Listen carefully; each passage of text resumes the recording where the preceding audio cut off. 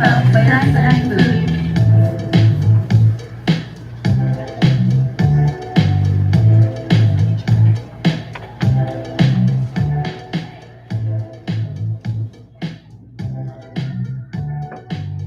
Thank you for the chicken salad bar. I'm going to try this too. Trabajo de la mesa. ¿Cómo se llama la letra que estamos aprendiendo? Cuatro cosas inciertas. Inquieta. Thank you, Governing Board, for providing us with your advice.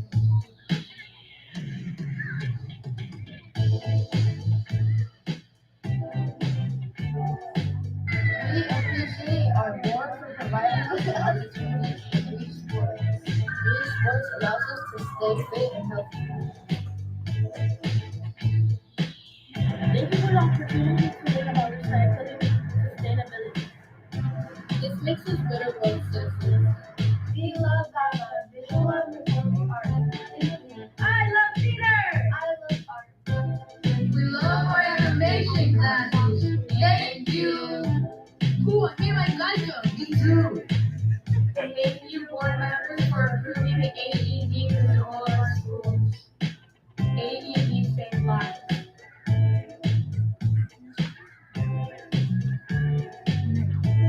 We really appreciate this playground. Thank you.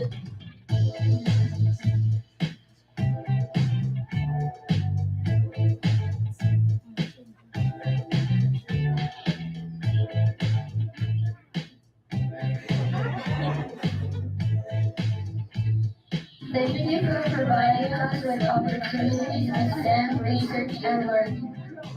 Science, technology, engineering, math all work together in a broad course of study.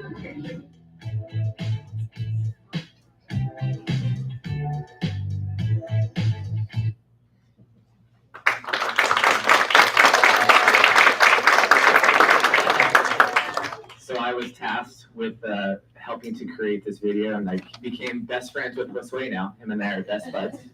I got to go to every single school and see, like, I know a lot of people in the district, and it was actually, the task was kind of daunting at first, and then once I started doing it, it was so much fun. The whole day, just seeing all my people, it was awesome. Okay, so I'd like to call up our board. Come up to the front here. Well, actually, no, come on up first. I need to give you your proclamations.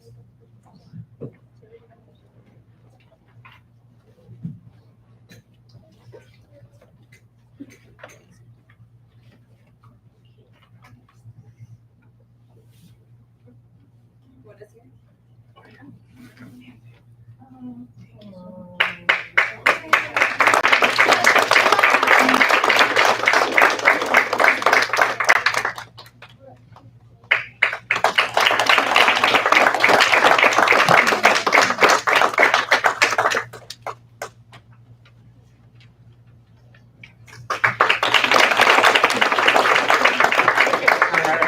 The front. Can I get my administrators up here to surround them for a picture?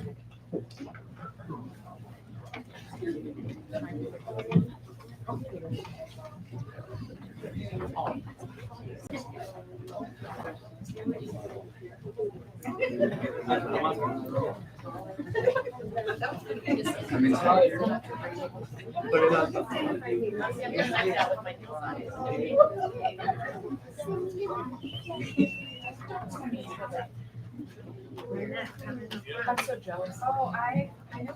Wait, am I the only one? I'm way taller than you.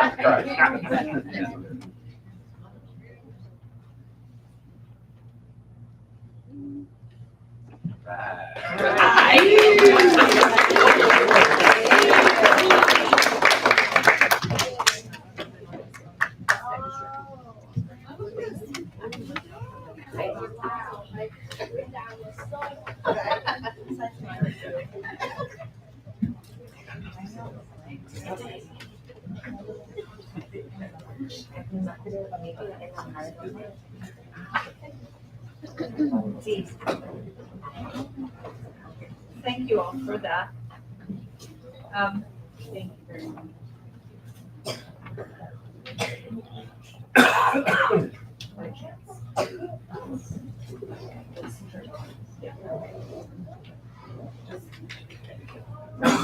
All right, item 5B, we have a presentation by the Superintendent Roundtable. Dr. Brady. Yes, good evening, trustees. As you know, each year I have a group of students, sixth graders, one from every sixth grade class in the National School District that join me here at the district office once a month. They serve as ambassadors to their schools, and we work on some very important issues that affect our school district. So tonight I'd like to ask our roundtable representatives to go over to the podium, and I'll turn it over to my colleagues to present. Thank you.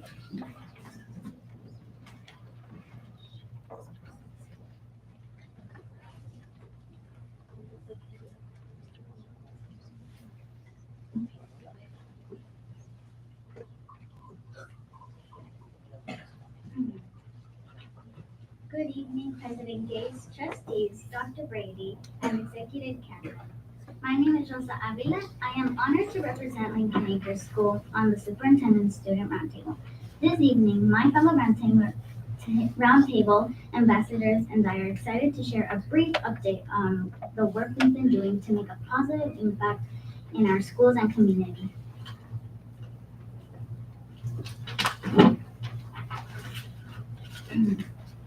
The Superintendent Student Roundtable is composed of a selected group of sixth grade leaders from each of the 10 elementary schools in our district. This year, we are learning about SHINE and how to illuminate our potential to positively impact the world. Together, we work alongside our superintendent, Dr. Brady, to provide meaningful insights, share diverse perspectives, and collaborate on innovative solutions that align with the United Nations Sustainable Development Goals, or SDGs. My colleague, Jose Sanchez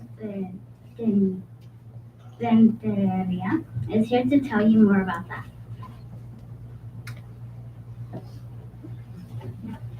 Good evening, President Gates, trustees, Dr. Brady, and executive cabinet. My name is Jose Sanchez Renteria, and I am proud to represent Central School.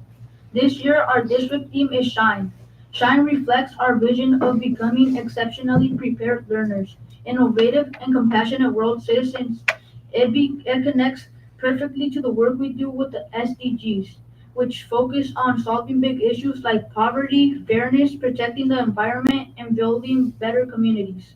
At school, we learn about these goals through programs like Oliver Gardens, Ocean Connectors, Animation, and BAPA TED Talks. As part of the Student Roundtable, we take these goals even further to make a real difference in our school community and beyond. Now, my colleague Diego Freire Perez will tell you about our Heart Challenge.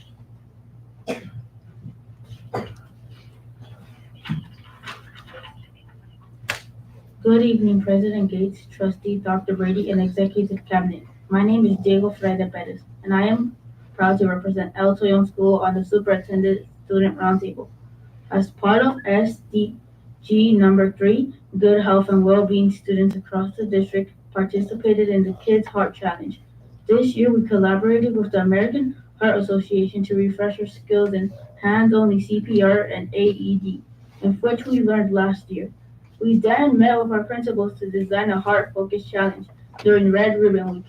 We remind students about the importance of hands-only CPR and AED. We even brought mannequins to the classroom for them to practice. Through the Heart Challenge, we only supported healthier lifestyles, but also gave students tools to save lives and positively impact our communities. Next, my colleague Jocelyn Garcia will share our No Idling audit.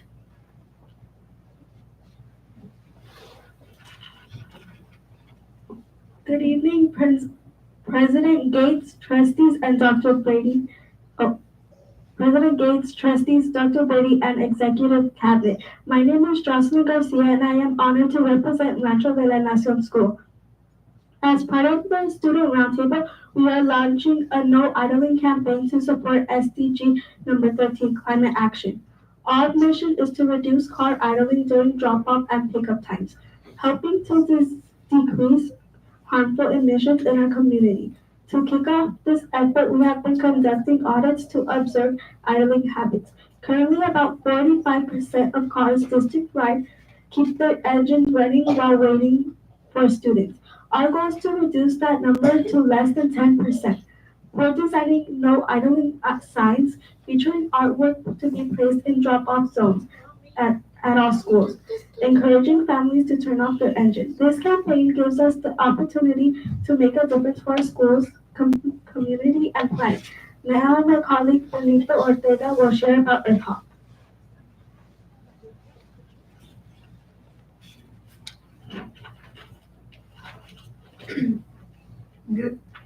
Good evening, President Gates, trustees, Dr. Brady, and executive cabinet. My name is Benito Ortega, and I am honored to represent Kimball School as a member of the Superintendent Student Roundtable. I'd like to share an exciting project we've been working on in collaboration with San Diego State University. We've been forming bands and beginning the process of writing songs, inspired by the United Nations Sustainable Development Goals. My band's name is Sigma Alpha. So far, we've engaged in scientific research around our topics, learned how to write poems and turn them into lyrics, and explored ways to create sounds with instruments, which we then replicate using GarageBand. It's a lot of work, but we're having a great time. Our colleagues will return next month to share more about this project.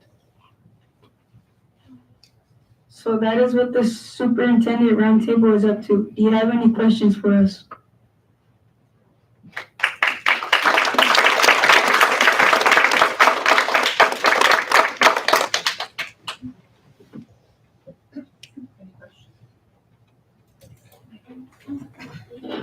Trustee Lopez. Thank you so much for presenting. No questions for me, but I really admire the work that you're doing for your schools, and thank you for being here, and also your families. Thank you so much for supporting your students.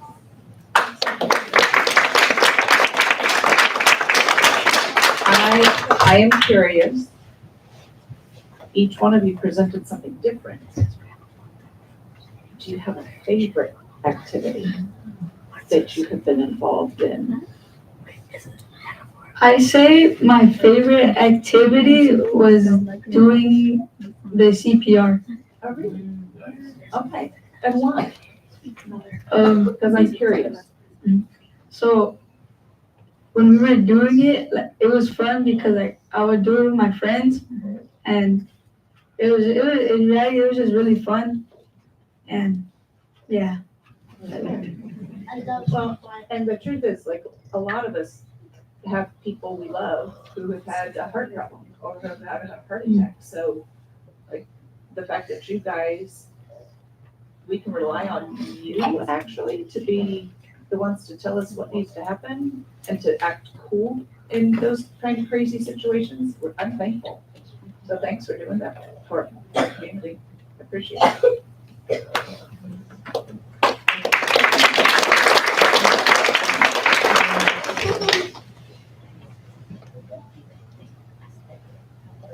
Well, I would like to thank you for your presentation. You guys did an amazing job.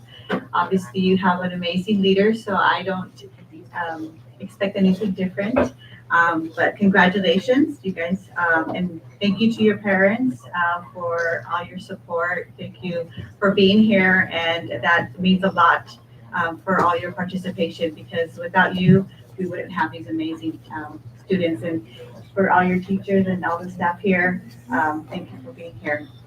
I love to hear all the different presentations like what was mentioned, and to hear the fact that one of your favorite items that you spoke about was the CPR, because that is a life-saving device or event that you learned, because you can use that at your house with your family in the community, and that is something that you'll always have.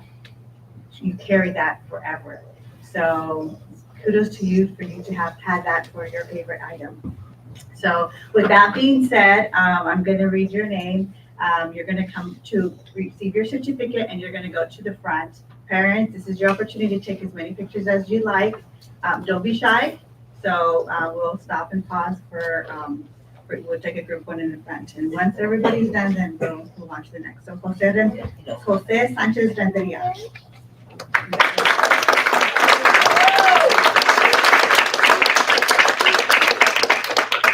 Diego Freire Perez.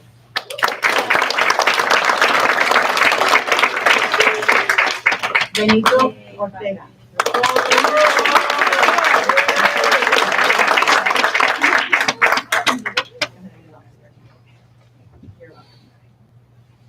Rosa Avila.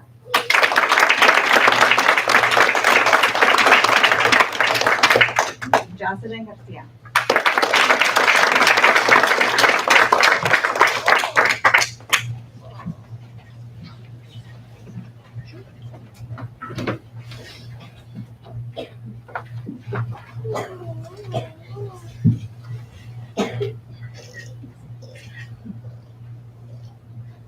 I think we should have Dr. Brady join us.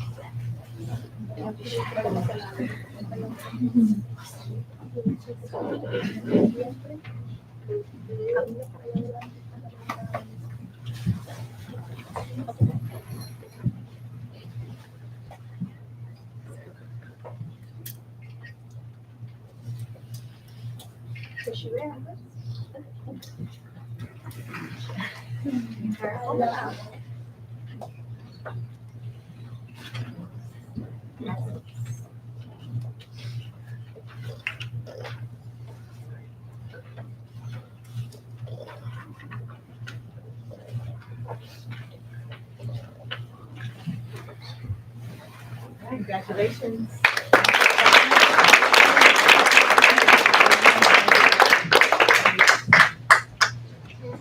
All right, they don't call it parent paparazzi for nothing.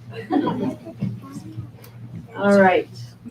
Item 5C, we have a presentation by Ira Harbison School students, and Principal Courtney Quinn is going to lead the way.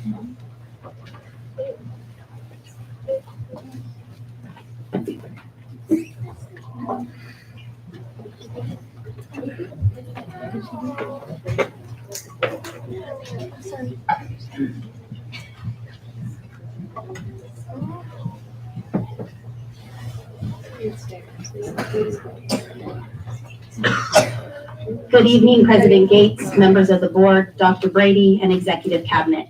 My name is Courtney Quinn, and I am the proud principal of Ira Harbison, home of the Hawks. Today, I'm excited to present the transformational learning that is shining through in Ms. Angelica Hernandez's 4th grade classroom. With me today is teacher Ms. Hernandez,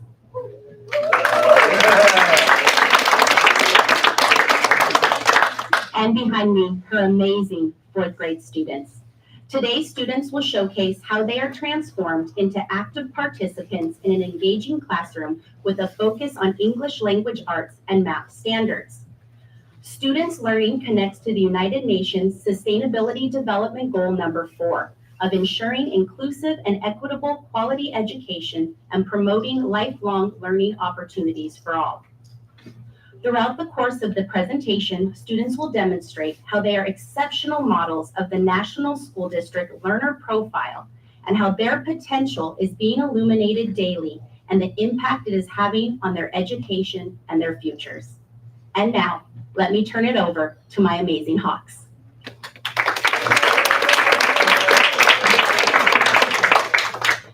Hello, my name is Kristen Mahuka. Classroom transformations are like magic. One day, our regular classroom looks like a boring room with desks and a Promethean board.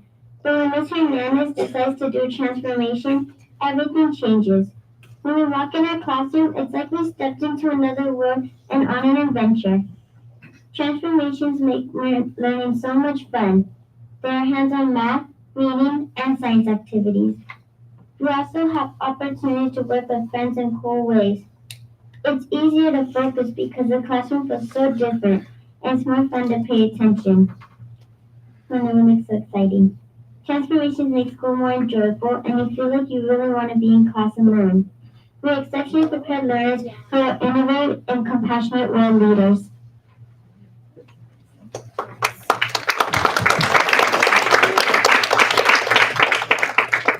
Good evening, my name is Janessa Flamingo. Our first transformation, like tasting, transported us to an Italian restaurant. As we entered our classroom, we were met by Chef Luigi. He took our dinner reservation and seated us at our beautiful candlelit tables. We even had Italian music playing in the background. During our book tasting dinner, we were able to taste different book genres. Our class read a variety of fiction, nonfiction, and poetry books. After the tasting, we wrote a review on our dinner menu. We shared our dinner menu reviews, actively listening to understand others' point of view. My favorite genre to taste was realistic fiction. It was exquisite. I felt poetry books needed a little more spice. Chef Luigi also prepared a delicious dessert, a la goldfish crackers.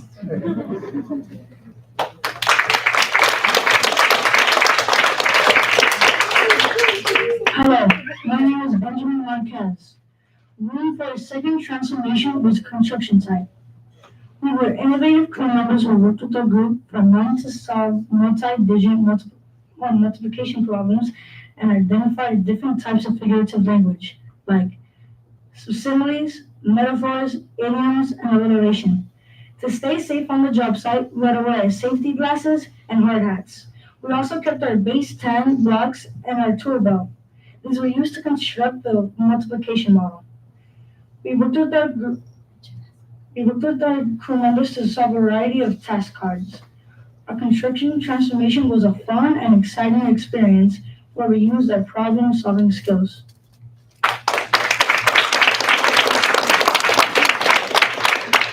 Good evening. My name is Kyla Crump. In November, we were on a transformation mission to help Toby the Turkey save Thanksgiving dinner.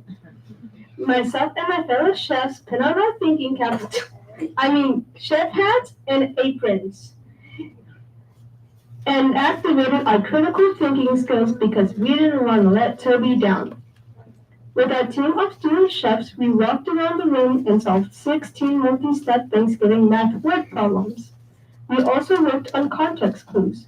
We read Thanksgiving text and had to infer the meaning of a specific word. For this transformation, we also created a thankful pie recipe using different parts of speech and learned about the first Thanksgiving while creating a Thanksgiving friendship mix. 1 student chefs collaborated and communicated within our group. As a result, we helped Toby save Thanksgiving dinner. Toby wanted to be here tonight, but unfortunately, some of us ate him in the school cafeteria.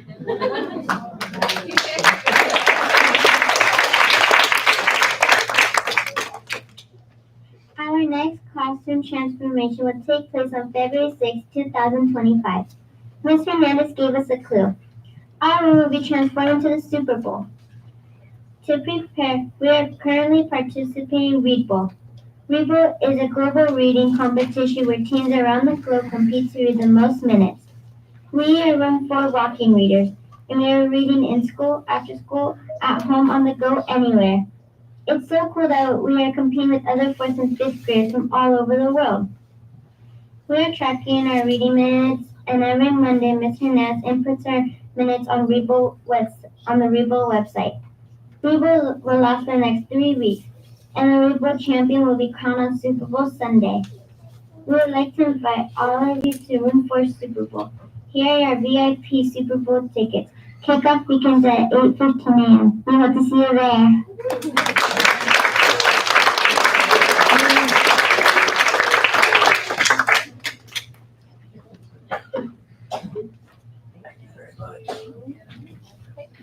Thank you so much.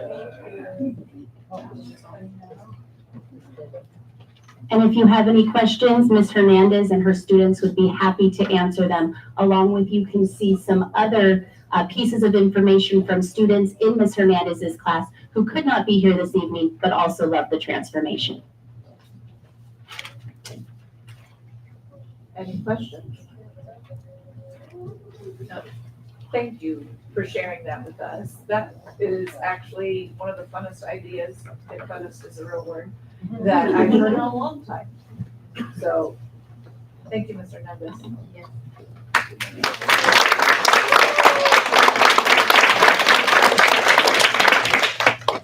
have to say, I want to agree with President Gates. Can you invite me next time when you have this session? Invited. Well, like, okay, besides the Super Bowl, like, this is, okay, amazing. You absolutely can see learning is made fun in this class. And I applaud you for that because I don't want to go back to school again because it's just amazing. So thank you for that. And students, you did an amazing job tonight. And I can see in your faces that you literally love what you're doing. And you can tell your friends, like, this is the place to be, right? Don't miss school because you miss out, right? So, well, you guys did an amazing job, and thank you for being here. And I look forward to seeing you in action in your class next time. And Luigi, like, wanted something special drawn up next time, right? Well, again, I'm gonna award you. I'm gonna say your name, and then we're gonna go in the class and take a picture, okay? So, Nathan Moreno.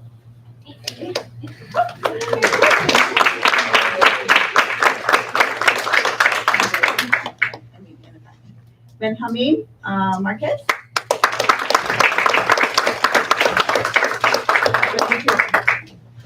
You're very welcome. Janisa Janessa.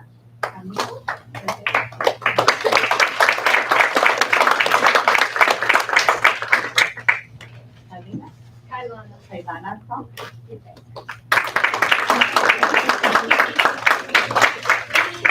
Chris Lee.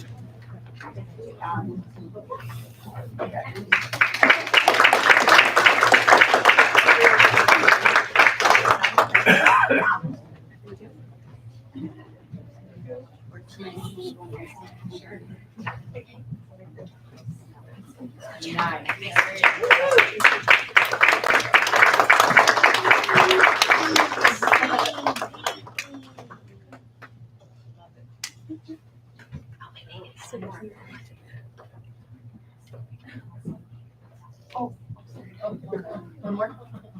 Good? I think we're good. Good job, everyone.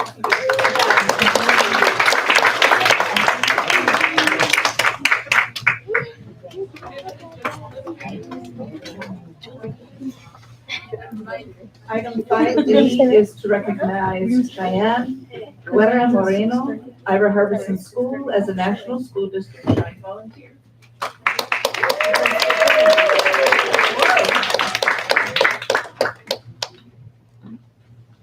Hello again. President Gates, members of the board, Dr. Brady, and executive cabinet. It is my pleasure to present the National School District Shine Volunteer Award for January 2025 to Miss Cheyenne Moreno. Cheyenne is the mother of Nathan, who presented the Pledge of Allegiance today, and he is in 5th grade. And also here with her today is her son, Mark, who is another student at Ira, and he is in kindergarten. Both of them at Ira Harbison. There are so many wonderful things I can say about Cheyenne that we could be here for hours and hours and hours, but I'm just gonna highlight a few. Cheyenne is a dedicated parent volunteer. She is Ira's PTA president, school site council chairperson, and DPAC representative. She volunteers in her students' classroom and really any other classroom that needs support. And you don't get Cheyenne just as a volunteer on her own. You get the whole family. Her husband, Mark, is here as well. He volunteers at school events. Her mother volunteers at school events as well as in her grandchildren's classrooms. It is always a family affair when it comes to the Morenos. And we love them at Ira just as much as they love Ira. Cheyenne is always looking for ways to get other parents involved. She has wonderful ideas. She's the first to jump in and support absolutely everything for our kids. But the very best thing about Cheyenne is her kind heart. She wants the best for all of our Hawk students. She is extremely positive and giving. And when a student is in need, she jumps in with her team and she provides for their family. And I have seen this countless times since I've been at Ira. My job as principal is easier and better because of her support and the support of the Ira Harbison PTA. Cheyenne is all about the kids all of the time. I am very fortunate to work alongside her and to call her a friend. Thank you, Cheyenne, for being a shining example in our National City community. Ira is so fortunate to have you as part of our school family.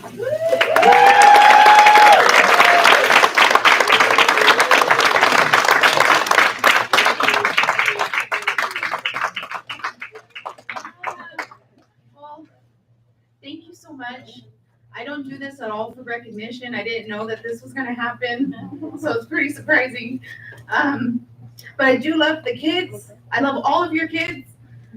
From every school, it doesn't matter. I'm always here for them. I'll always be here for them and my kids, and a child is everybody's business. So when it comes to the kids, yeah, that's what I'm all about, always. So thank you so much, all of you.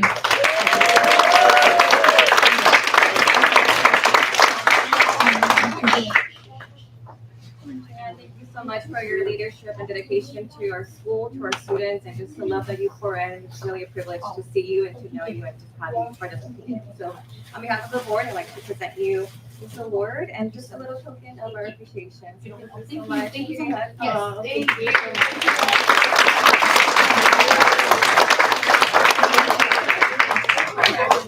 Thank you. And thank you to your family for all your support, for all their support. Thank you.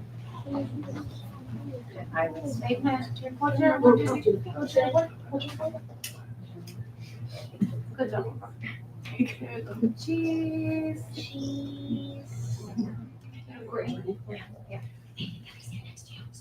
Ira staff.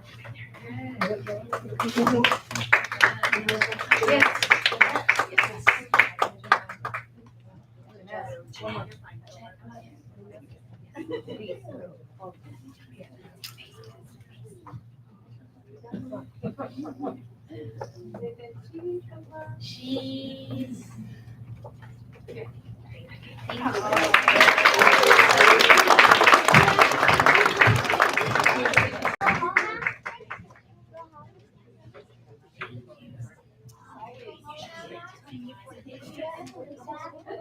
All right, item 5E is to recognize Nathan Bland, District Resource Teacher.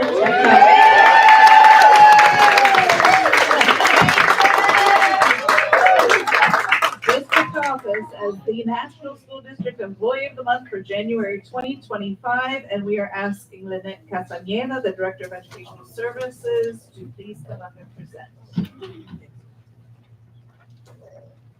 Come over here. Dear Governing Board, Executive Cabinet, and community members, it is my absolute pleasure to help celebrate and acknowledge the amazing work Mr. Nathan Bland does for our students, staff, and families. I would like to share a little about Mr. Bland because he is not one to go around sharing all the amazing work that he does. Mr. Bland is committed to helping our staff and students grow and succeed.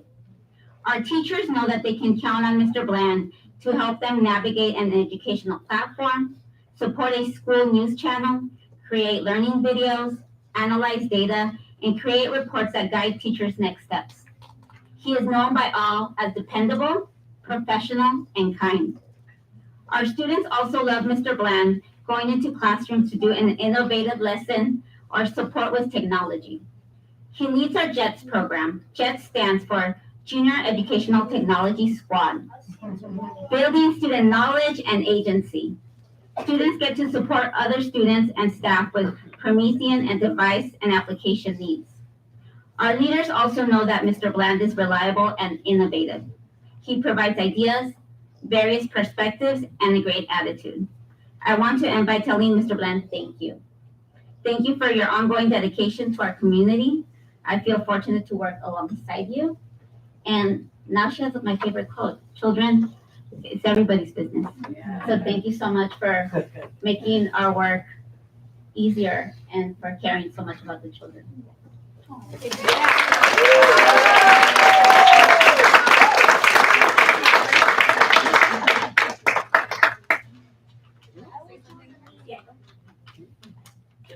Thank you for this recognition. I've been in this district for 27 years. Wow. So basically, more than half my life has been here in National School District. And I really enjoy the opportunity to work with all the different groups of shareholders that I get to work with. I get to work with students, parents, teachers, the staff here at the district office, and I really enjoy working with all of them, especially the students. Thank you.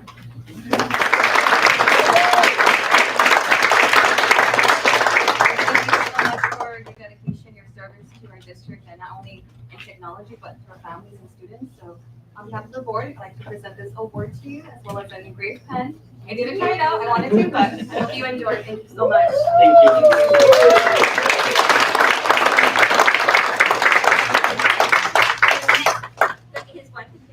Yes.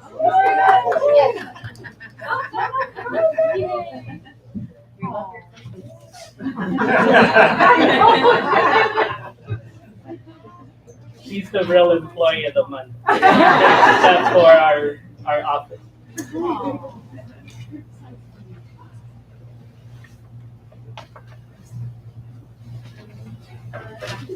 One last picture, sir. You can say it. Yeah.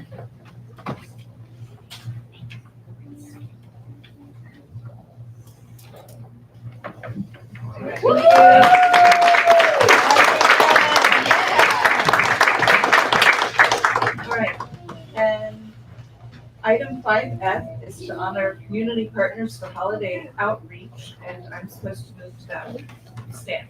So, here we go.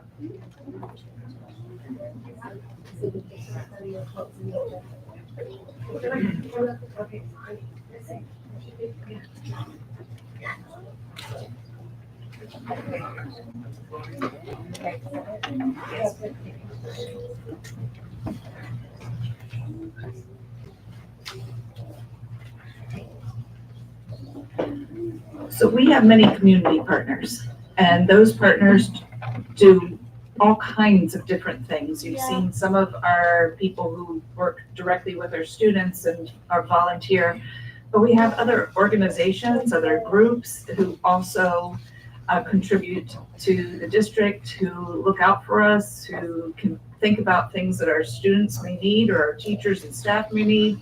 And so we like to make sure that we take the time to recognize and thank them. Some of them are able to be here tonight, so we will be calling you up and then taking all the pictures again. So get ready and practice the smiling part. Some of them are not able to be here, but I will read the organization as well as their donations so that you know the contributions that they've been giving. Sequan Band of the Kumeyaay Nation gave 1,000 Thanksgiving turkeys to distribute to our community. So we did not receive an RSVP. Just in case though, is anyone here from the Sequan Band of the Kumeyaay Nation? Well, thank you anyway. I do make sure but we do have our National City Police Department. I see you out there. Come on in.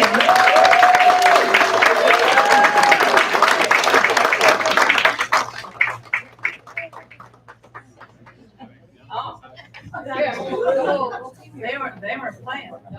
So,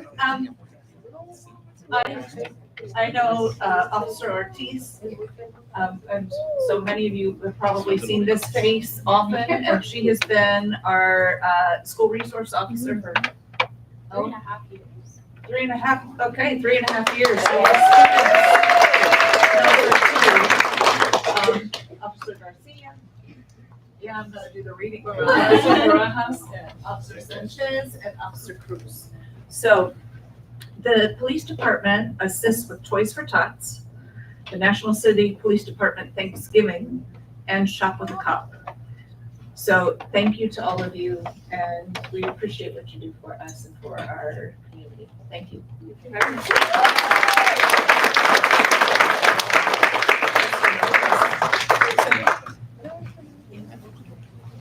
Shoes are polished. We had a rough day today. Pictures. We are gonna do pictures. So this is yours. Oh.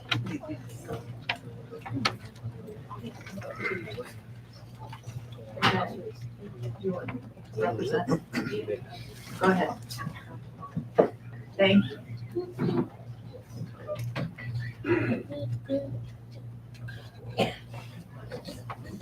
All right, thank you.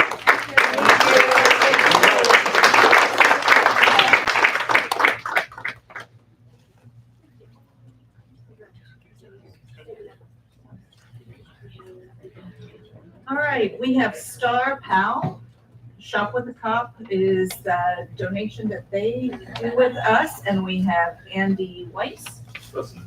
Correct me. Weiss. Andy Weiss, who is our Chief Executive Officer at Star Pal. So thank you again for the Shop with a Cop event and for doing that for our kids.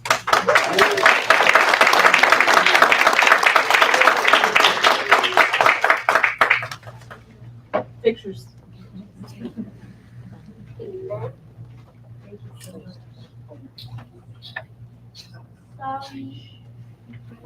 Thank you.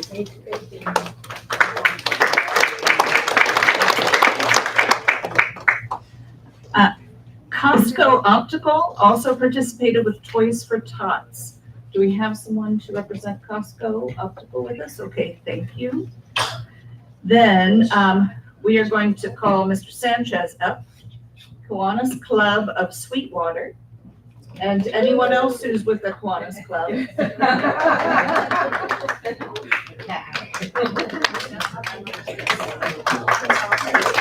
Yes, and Dr. Brady. So, the thing they did with us was an act of kindness, and that's actually its name.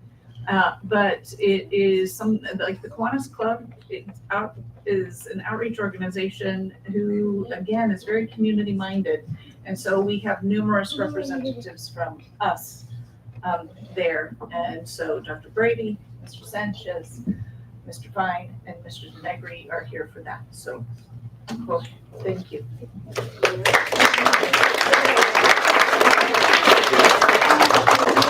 I'm so excited. This is a book written by a national school district student. So everybody did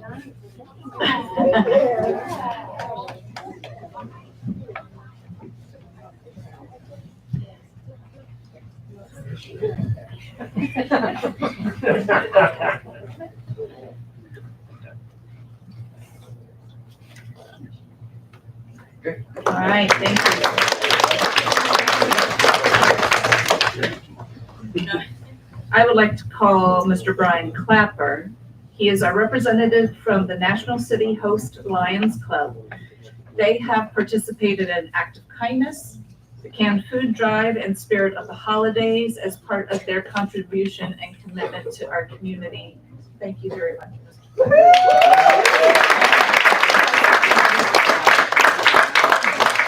Also, Michael Perry, thank you very much.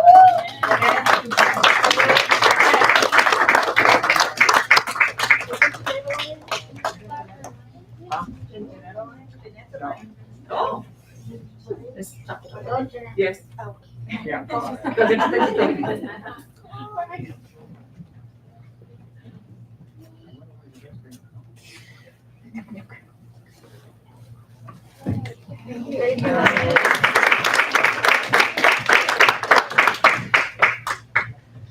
I'd like to call up Captain Brian Viora from the National City Fire Department and the National City Police and Fire Foundation. They have worked with us on the Spirit of the Holidays. Again, it's not just when they show up to your house when you have an emergency. They also show up on a regular basis to support our community. So thank you.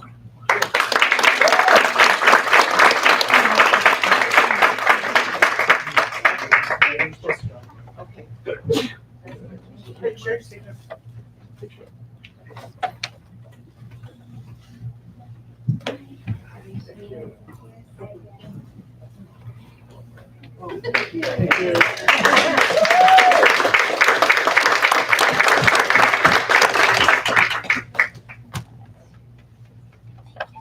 Be sure to share those pictures and see exciting news. I love the CPR.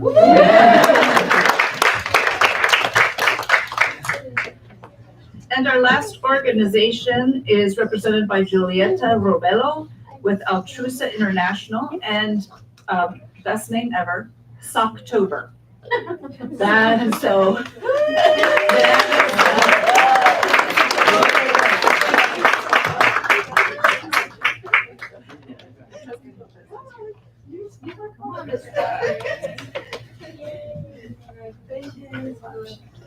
Just want to say thank you to Mr. Clapper and the Lions Club because they were also a part of this, and you know, without them, we would not be able to do what we do. Thank you. Mr. Clapper helps us all. Yeah.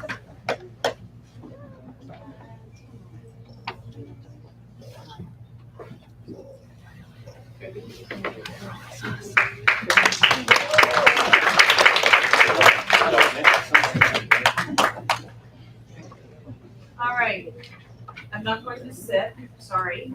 Our last presentation is item 5G to introduce and welcome new employees, Dr. Kevin. I have the pleasure of introducing and welcoming our new employees.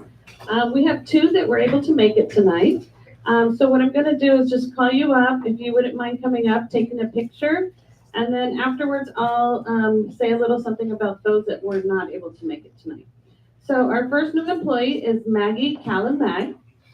Is Maggie here? Maggie? She was here. Oh, she left? Okay, let me just read a little bit about her. Maggie Calamag is a campus student safety assistant at Las Palmas School. Ms. Calamag she's a Las Palmas parent and a child nutrition services substitute. So we want to welcome Maggie.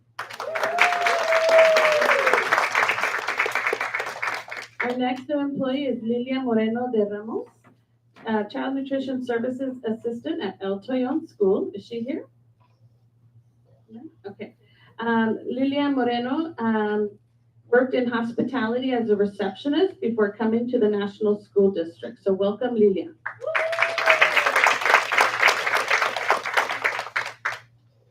Our next two employees, we have Victoria Guerrero, instructional assistant at the preschool for Olivewood. Ms. Guerrero has previously worked as an instructional assistant for Euclid Children's Center and the National School District. Welcome, Victoria.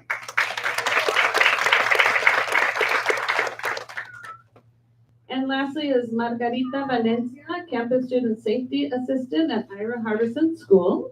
Ms. Valencia is a campus student safety assistant substitute for the National School District.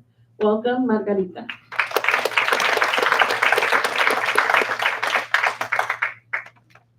All right, and now to all of you, you are welcome to stay. But we are getting ready to do the business part of our meeting, and if you need to go, we understand. If you need to get children to bed, if you need to do homework, if the dishes need washed, all the important things at home. And thank you for being here with us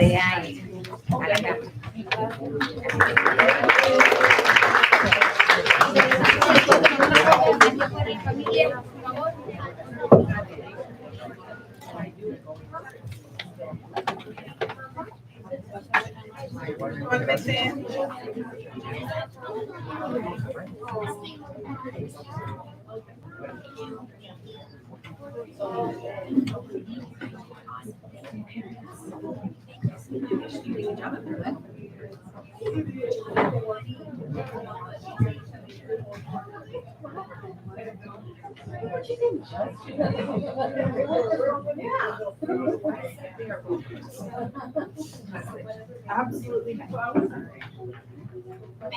All right. Item six is public communications. Public communication provides the public with an opportunity to address the board regarding an item on the agenda or other topic. Anyone wishing to address the board shall submit a request for oral communications card. Cards are available near the entrance to the boardroom and are to be submitted to the recording secretary. A member of the public who wishes to address the board on any such matter is limited to 3 minutes for one matter, up to a maximum of 5 minutes for all closed and open session matters.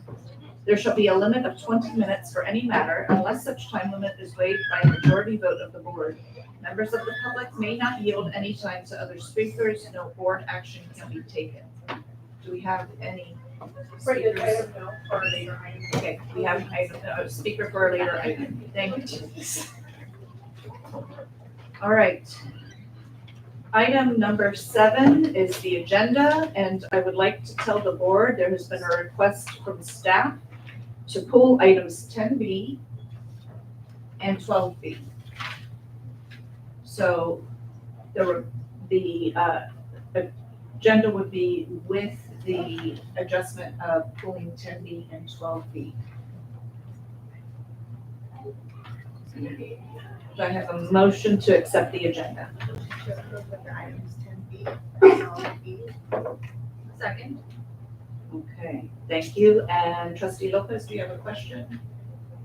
Okay, all right, I think that, oh yeah, thank you. Okay.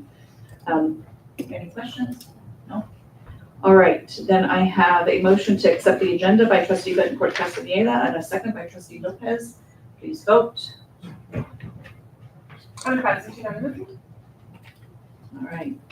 Item 8 is to approve consent agenda routine items of business. All items listed under the consent agenda are considered routine and will be acted upon in one action by the board. It is understood that the superintendent has recommended approval for these items. There will be no discussion prior to the time the board votes on the motion unless members of the board, staff, or public request specific items to be discussed and or removed from the consent agenda. All items approved by the board will be deemed considered in full and adopted as recommended. Do I have a motion? Motion to approve. Second. Any questions? I have a motion by trustee Bettencourt Castaneda to approve, a second by trustee Lopez. Please vote. On the passes unanimously. Item 9 is general functions. Item 9A, I'm sorry. We don't have enough for quorum to approve our agendas because since trustee Lopez had not been elected at that point, we cannot do 9A. We cannot do 9B. We can do 9C. So I need to actually go back and amend the agenda to pull 9A and 9B. As the maker of the motion, trustee Bettencourt Castaneda, is that acceptable to you? Yes, for me to pull in addition to pull items 9A and 9B. Okay, and trustee Lopez, is that acceptable to you as the second? Yes. All right, thank you. Yes. Item 9C is to approve the minutes of the regular board meeting held on December 18th, 2024. Do I have a motion? Motion to approve 9C. Second. Any questions? All right, I have a motion to approve by trustee Lopez and a second by trustee Bettencourt Castaneda. Please vote. On the passes unanimously. I'm gonna pause a second just because. So rules say that we have to have at least 3 board members to vote on an item. And the December 11th and December 12th meetings were prior to trustee Lopez being here, so she could not vote to approve. That's why we have pulled those items for anyone who would have that question, leaving only myself and trustee Bettencourt Castaneda to vote, which is not enough members. Because normally we would have put them through the consent agenda. Okay, thank you. Item 9D is to adopt resolution 24-25.19 regarding absence of board member Ms. Alma Sarmiento due to illness. Do I have a motion? I have questions.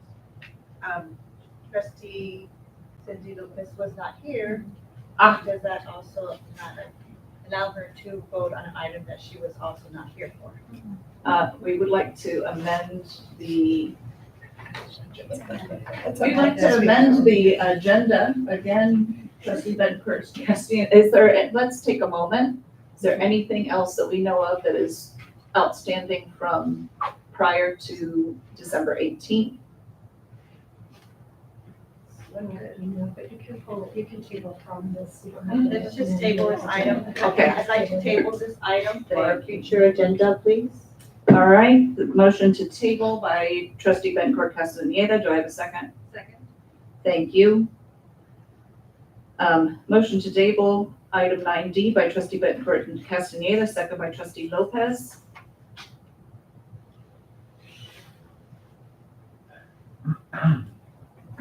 Sorry. I'm sorry. Okay, please vote. Okay, passes unanimously. On to the next item. Item 9E is to approve out-of-state travel for executive cabinet to attend the Learner-Centered Connections Spring Cohort Convening. Do I have a motion? Motion to approve. Second. Okay, Dr. Brady. Sure. As the board knows, Executive Cabinet has been participating in the Learner Centered Collaborative now for 2 years. This has been a group where we get individual coaching for our Executive Cabinet team every single month. And then there are some participations, collaborations with other districts from around the United States that happen virtually. And then twice a year, there are 2 convenings somewhere in the United States where the groups come together and visit a school district that's a model in the problem of practice that we've been focused on. And for us, that's been our learner profile, and really identifying the outcomes and attributes that we want our students to achieve. We're lucky because one of the convenings every year is always in San Diego, which keeps the cost really low for our district since it's a San Diego-based professional development organization. And last year, as you know, we went to Nashville. We got to visit a model school in Kentucky. And then this year, the school visit is in New York, and there's also an industry visit as well. So we're asking the board for consideration to go and see a model district for what we're trying to achieve here in National School District. Any questions? All right, I have a motion to approve by trustee Bencourt Castaneda, a second by trustee Lopez. Please vote. Passes unanimously. Okay, item 10 is educational services. 10A, to approve the school accountability report cards for all school sites for the 2023-2024 school year. Do I have a motion to approve? Second. Okay, Dr. Kraft. Yes, the SARCs are required to be board approved annually.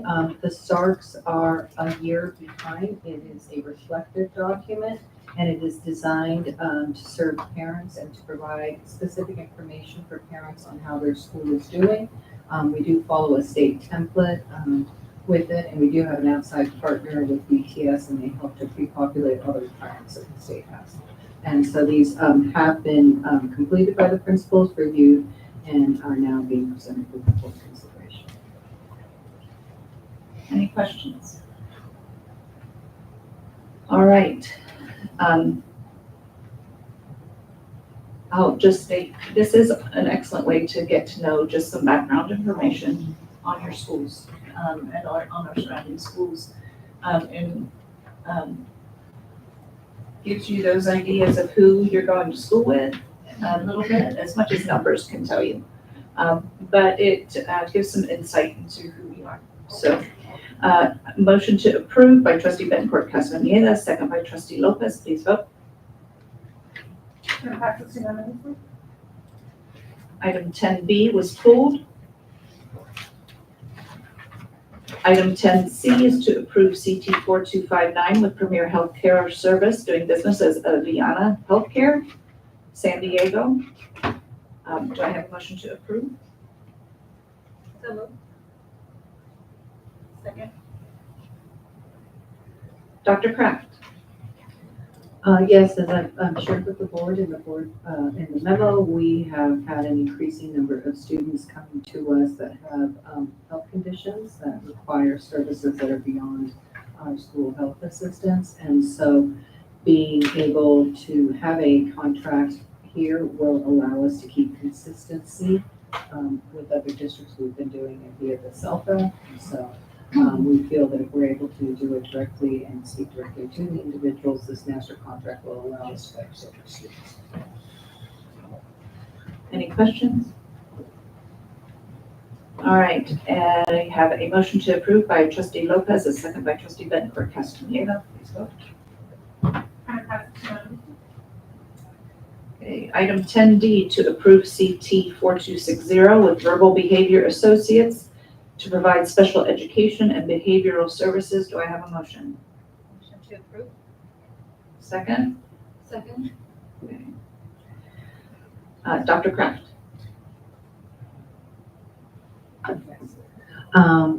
This contract, as I left, wrote in the board memo, is, again, it's another one that we're pulling out of the SELPA and putting directly with us so that we don't have to go through a third party. These positions are what would be defined under Ed Code as urgent needs, temporal, and intermittent. And so we do contract out because they do have to have certifications that the district is not able to provide. And they do not fit within our normal hiring practices. Any questions? Yes, I have some questions, Dr. Kraft. I wanted to know a little bit more about this program, so I was just wondering if these were staff members that would come in to support. Are these IEP students or 504 or behavior? What specifically would they be doing?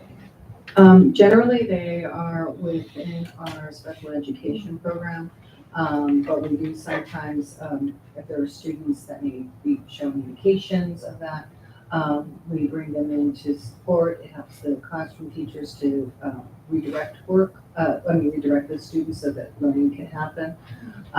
We have seen a decline in usage since COVID. We did use a much greater right after COVID, but we have been seeing a decline. But we have doubled our special education population, and so we do still need them intermittently, especially to support behavioral needs and transition.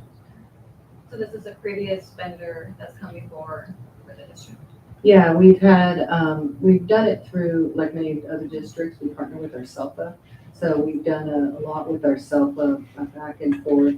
Sometimes they have greater reach with a point where even, we weren't able to get anybody right after the pandemic. And so they were able to help us. But now we feel in a position with the demands and the needs that we can do it. And the benefit for us is that we have direct line to the vendor versus going through the SELPA and then waiting to respond. And sometimes the need for the student is much more significant than we have been able to have a response. And it's just nobody's fault, it's just the way it is. So we would like the opportunity to be able to have it when the need actually arises, to implement as quickly as possible.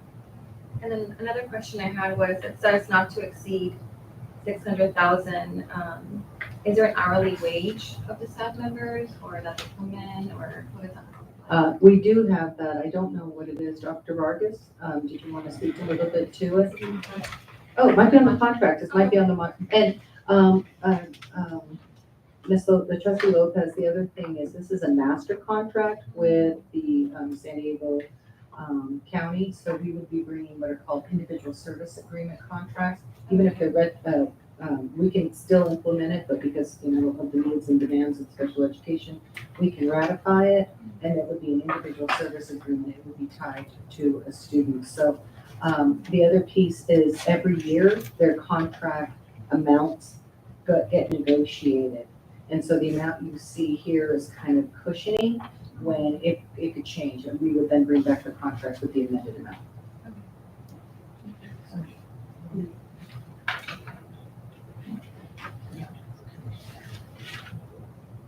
Any other questions? Okay. Do you have did you find it? It says that its invoices include the student training.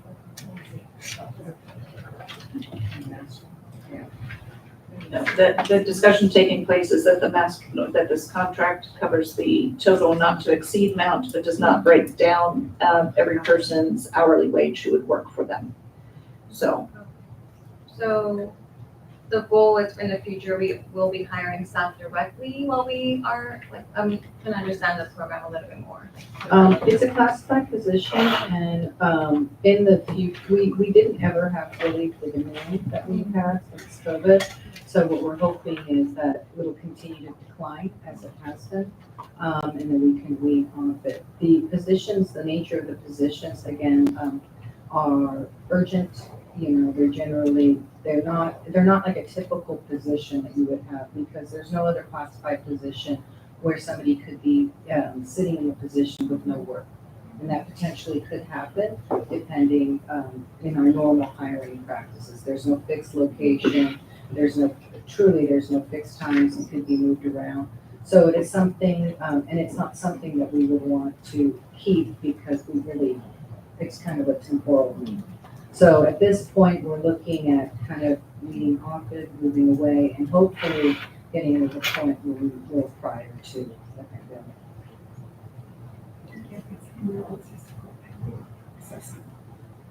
Correct, it's based on the Ed Code emergency. If you give me a second, I can pull up the Ed Code. If I'm understanding correctly, the individuals here would be available for like behavior intervention plan assessments, to actually monitor a student who we are concerned about behaviors and then give feedback. They would actually track a student throughout the day for us so that we can know maybe the transitions that are hardest for that student and their behaviors show up the most, or for us to be able to assess whether a child is just having difficulty with a particular event that's causing them stress that's showing up in their behaviors, or whether there is a larger issue that we're needing to address. And so we have people who come in trained in evaluating behaviors. All of the above, yes. Okay.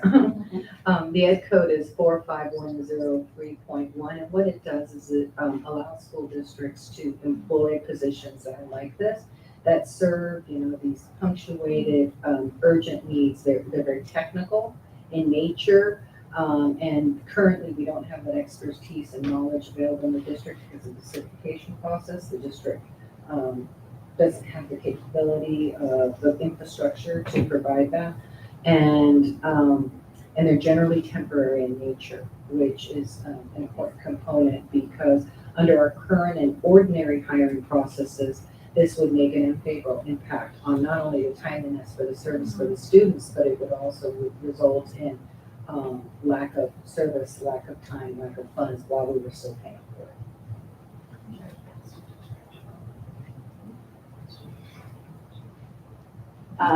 Any other questions? Just to add on to President Gates, so the staff members that will come in, who would they essentially report the data to? Is it the other teacher in the classroom, principal? What does that look like? They partner with primarily the school psychs and working with them, and then of course the district office data collection. If we suspect that there's more, as President Gates is, we may delve deeper, but also sometimes it's a stabilizing point for a short period, even just to redirect and to engage the class. You're welcome. All right. Yeah. Yes, Dr. Brady. I think sometimes having a tangible example is helpful too. So sometimes we receive students from another district and they haven't been identified for special services, but they have extreme needs, especially behavior, and they end up in a general education classroom, and maybe the teacher hasn't had any training for a student that may have some severe needs. And while we're pending assessments, they have to actually stay in that particular setting until we're able to then assign them what they need and get them into the right program, get them an IEP, 504, the things that you mentioned. So sometimes it's something like that. It's hello, and let's get the classroom some support and the students some support while we determine what your true needs are, so we can get the best plan in place for you. So that person would come in for that short period of time until those assessments were done, maybe a SKIA happens where you determine if they need a one-on-one aid, and then that would be actually our employee that we would then assign to that student, and then that service would go away.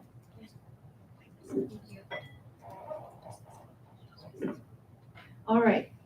If I have no more questions, then I have a motion to approve by trustee Bettencourt Castaneda and a second by trustee Lopez. Please vote. Okay, item 10E to approve CT 4262 with Educational Networks to provide website development services. May I have a motion? So moved. Dr. Kraft. Yes, I'd like to invite Mr. Cossey up to explain. That was fast. Good evening, board and executive cabinet. Dwayne Cossey, executive director of technology here in the district. Do you have any specific questions that you want to ask about the website before I go into it? We're just excited to see. Me too. It's an exciting process. I've done this, unfortunately, too many times in my career, about 5 times. The thing is, it's always challenging to get people together, whether it's in a room or virtually, and to get it going. So we will require a lot of support. And we have that built into the contract. So there's training, there's videos and things of that nature.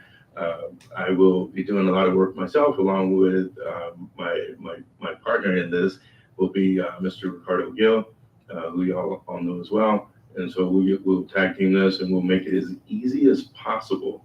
So one of the goals, there's a few things that we identified, but we want to make this a little bit more personalized than what we've experienced before here in the district. So, which may include some things that aren't a part of this that we may bring to you later, which would be kind of refreshing the logos. And that's gonna cause us to really look at things like that you don't normally think of, school colors. We'll have to work in closely with principals to identify school colors, to make sure we get all those into the website. If you look at our website now, everything is red. And so it's not really reflective of the school character. And so we want to do that as we go through this process. But the good news, there's a deadline, and so we're going to hit that deadline no matter what. So because the contract ends, and we start new. I do have a question for you. Sure.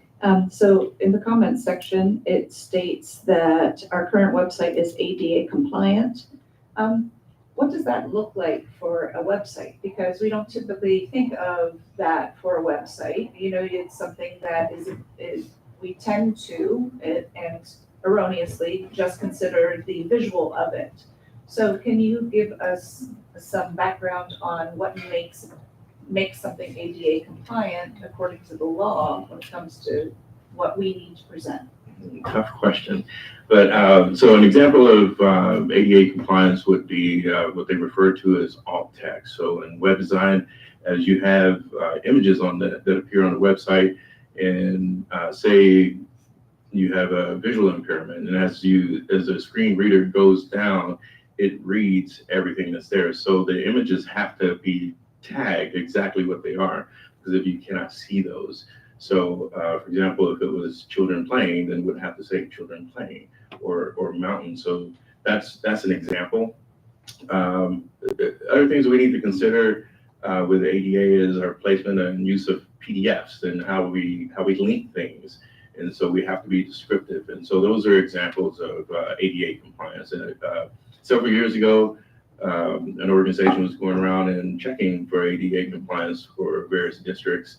And there are, fines that are associated with that. So part of that is built into which a lot of the web developers start building it in. So now when you go and you publish things, you have to put those things in before you move forward. So those things are built into our current product or product we recommend tonight. Thank you. Dr. Brady. Yes, I just want to add, although our current website is ADA compliant, it has been purchased, and the current website as is will no longer be supported for ADA compliance or checked for ADA compliance. So it necessitates us either going with the replacement company or starting fresh with something modern, fresh, appealing. And so that's what we're bringing you tonight. but we have to switch or we will fall out of that ADA compliance that we have. Dr. Burke? And just to expand on that, they're stopping all support for that platform. So it's not just the ADA, but losing the ADA is what makes it urgent for us. Any other questions? All right. I have a motion to approve by trustee Lopez, a second by trustee Bettencourt Castaneda. Please vote. Okay, item 10F to approve Thank you, Mr. President. Item 10F to approve CT 4264 with McGraw-Hill for project management support. Do I have a motion? Motion to approve. Second. Thank you. Dr. Kraft? Yes, I'd like to thank the board for the previous approval in December to allow us to expand the intervention services for after-school learning.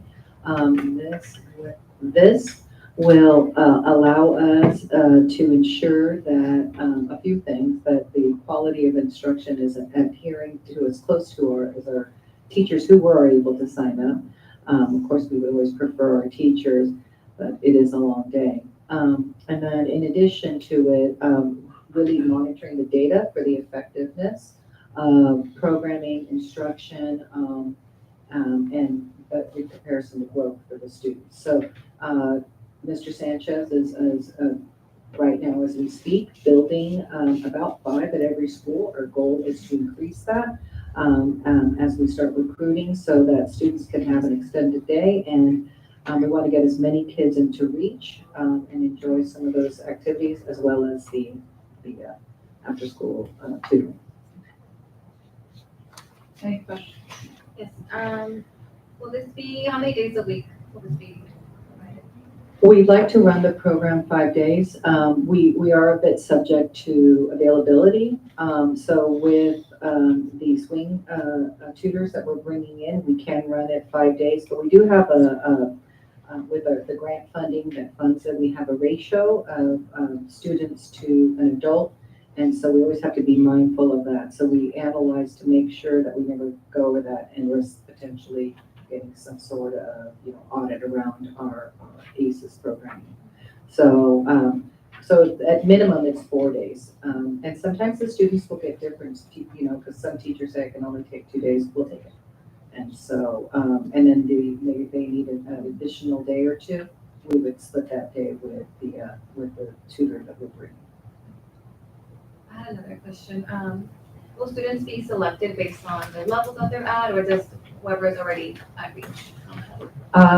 No, we actually put out a survey asking teachers for recommendations, asking principals for recommendation. Of course, we looked into our database too to make sure that we had parallel.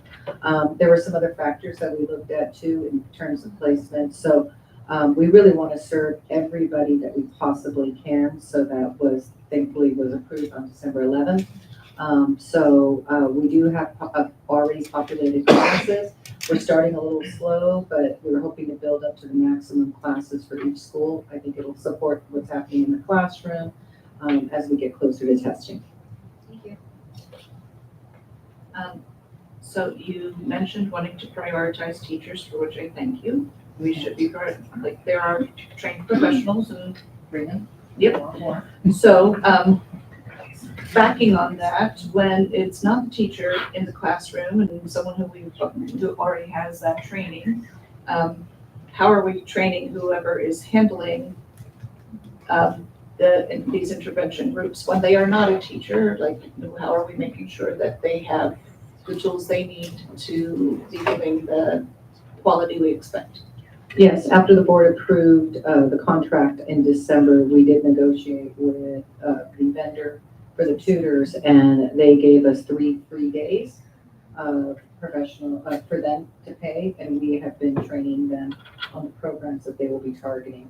We began, Mr. Sanchez as well as Ms. Castaneda have been focusing on building, first of all, big subs, a lot of these subs, so classroom management, but really getting into the efficacy of the programs and being able to deliver it accordingly. And of course, the project manager as well as Mr. Sanchez will be going around and ensuring that there is effective instruction happening and that we're getting the results that we want for the kids and that they're engaged. Which was my next question, who are these supervised by, but you just answered that. Okay, They can read your mind. which is getting scary. No. Any other questions? Okay.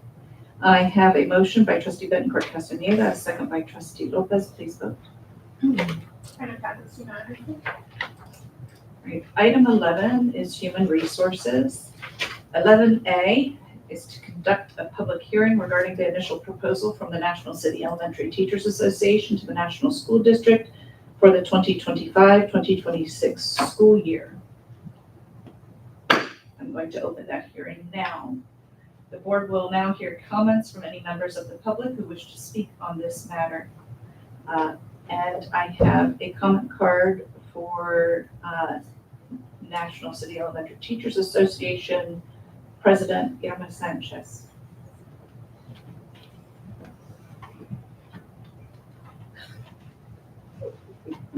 Good evening, I'm Irma Sanchez, President of MCETA. The 231 members of MCETA are prepared to demand the schools our students and community deserve. Our students have a limited number of years to receive a well-rounded education. We cannot keep kicking the can down the road on National City schools. We can't wait for professional autonomy. We can't wait for smaller class sizes. We can't wait for appropriate grade spans in our SDC classes. We can't wait for our special education teachers to be supported. We demand the district investigate the underlying reasons why it cannot retain special education teachers and staff. We won't allow those jobs to be contracted out because the working conditions at NSD have become unbearable. We can't wait to actually put our students first instead of district initiatives. We can't wait for wages and benefits that allow educators to be able to live and thrive in our community. The time is now. Together with educators across the state, we are committed to demanding stability and safe learning environments for all of our students and families. Thank you.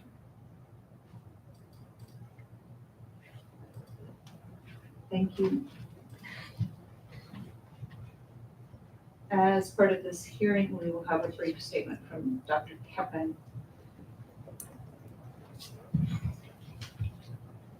So our current contract will end on June 30th, 2025. So this is the opportunity for the public to come and speak in regards to the initial proposal, which we call Sunshine Proposal, to initiate negotiations for the 25-26 school year.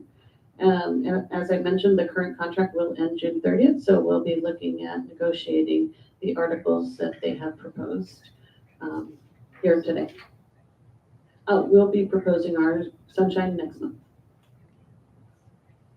Do members of the board have any comments or questions? Okay. Then I will close this hearing.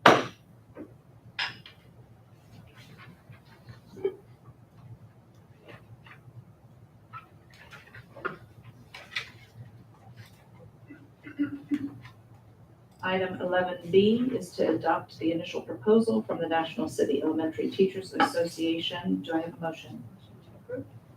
Second. Dr. Kevin. This is the second step in the process, is just approving the proposal so that we can initiate negotiations. First part was the public hearing, and the second part is to approve the proposal. Any questions? Okay. I have a motion to adopt by trustee Bettencourt Castaneda and a second by trustee Lopez. Please vote.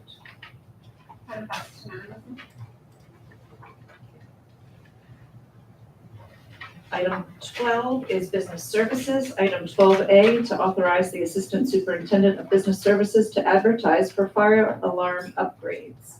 Do I have a motion? Second. Dr. Burke. Yes, this is permission. We're seeking permission to advertise to go out to work, and that is something that we've done recently.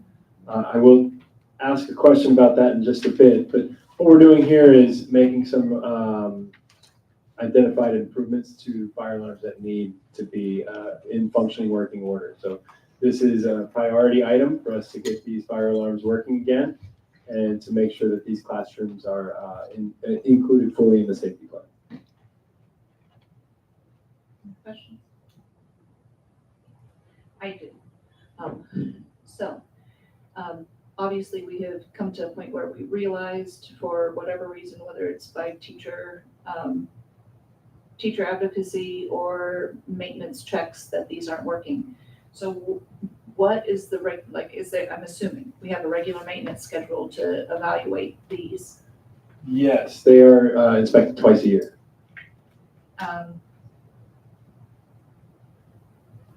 As a classroom teacher, I'm going to tell you that's not adequate, and maybe suggest that be revisited.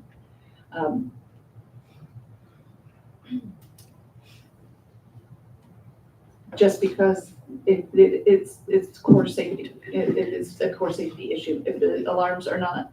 And the other thing is, part of that, are we going around to every classroom? Like, who is actually doing the evaluating to hear the clarity of the alarm plus the clarity of speech once the alarm is often followed up with some sort of instruction? So those things, like, I think sometimes we're used to it and we're like, oh, the alarm went off, but we aren't necessarily, and we don't always think about the importance of being able to hear exactly what we're being told over a speaker. There's a huge difference between having a lockdown drill and having a lockdown. We can't guess which one was said. So some of my concerns. Yes, so we do the formal inspection for the fire alarms, and then also in addition to that, every time we run a fire drill, it's an opportunity to see if it is functioning appropriately, which we do multiple fire drills per year in addition to that, monthly. So it is getting checked that way. What I can do is encourage all staff members to report if there's any part of the system not failing to function in their area.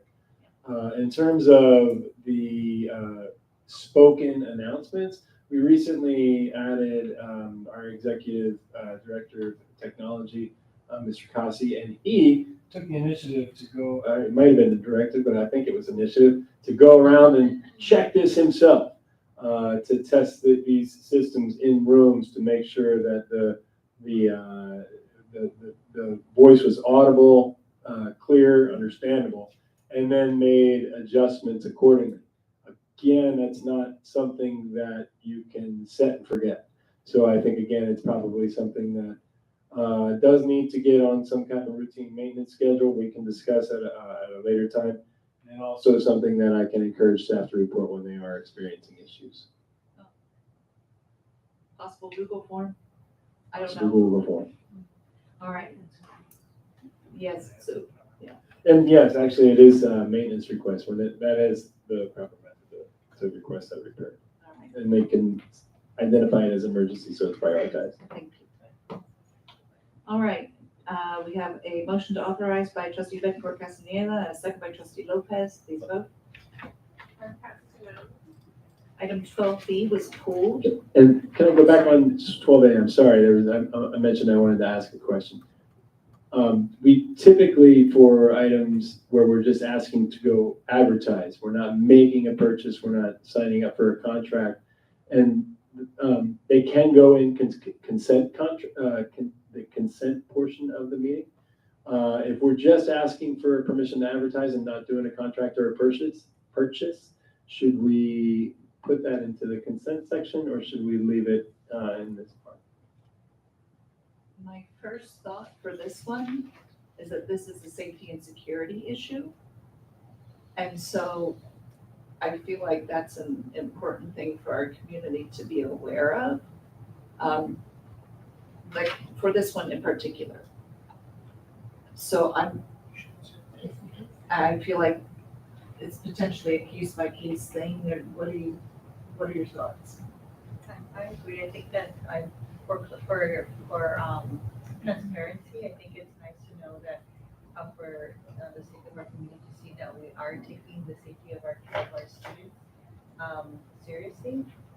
And I think we do it at a case by case, because, especially with all the fires that are going on, I think it's important for them to know that we are looking at this very, very closely. So, this is something that I'd like to see that we are doing it individually, but a case by case would be very important. I agree. Thank you very much. Not sure actually if that clarifies, because there will be a lot of other caveats, but at least safety and security ones, please. All right, item 12B was pulled. Item 12C to approve CT 4251 with RGC General Engineering, Inc. for bid number 24-25-03B for outdoor basketball courts at Olivewood School. Do I have a motion? So moved. Dr. Burke? Yes, President Gates, the board approved the advertisement for this installation back in October, and a bidder was selected. The bids were opened on November 15th. We had 3 bids come in of varying levels. RGC was the low bid. We have worked with that contractor before. A subcontractor of RGC was disqualified, but RGC is going to still cover that work. And as a part of the process, we offered them the right to appeal. They had lost their licensure, but that's a subcontractor. RGC, the larger contract, is going to replace that, fix that, do that work, and complete the whole contract, and they were the winning low bid. Trustee Bettencourt Castaneda? I see that there's a significant difference in the bids.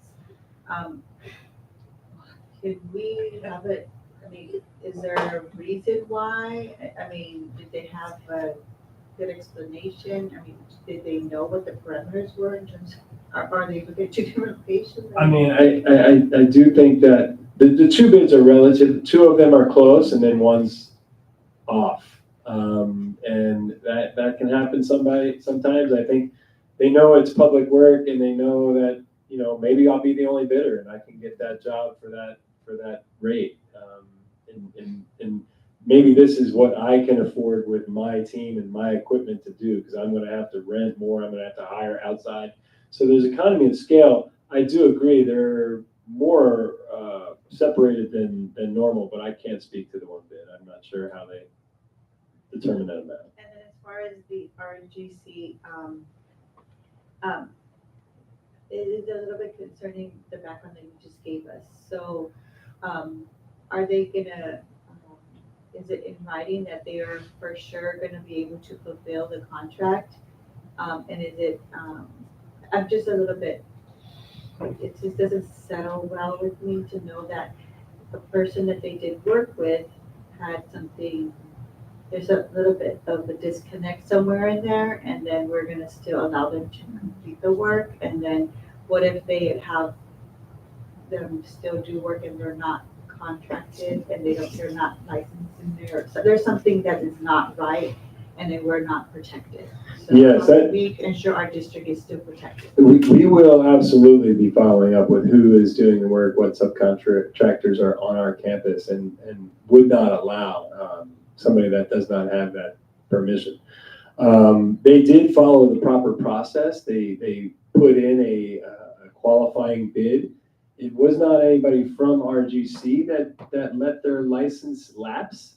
It was somebody that they were subcontracting with that let their license lapse in the interim. I mean, it was October when this advertisement was put out, and it was just last week that we became aware of the licensure lapsing.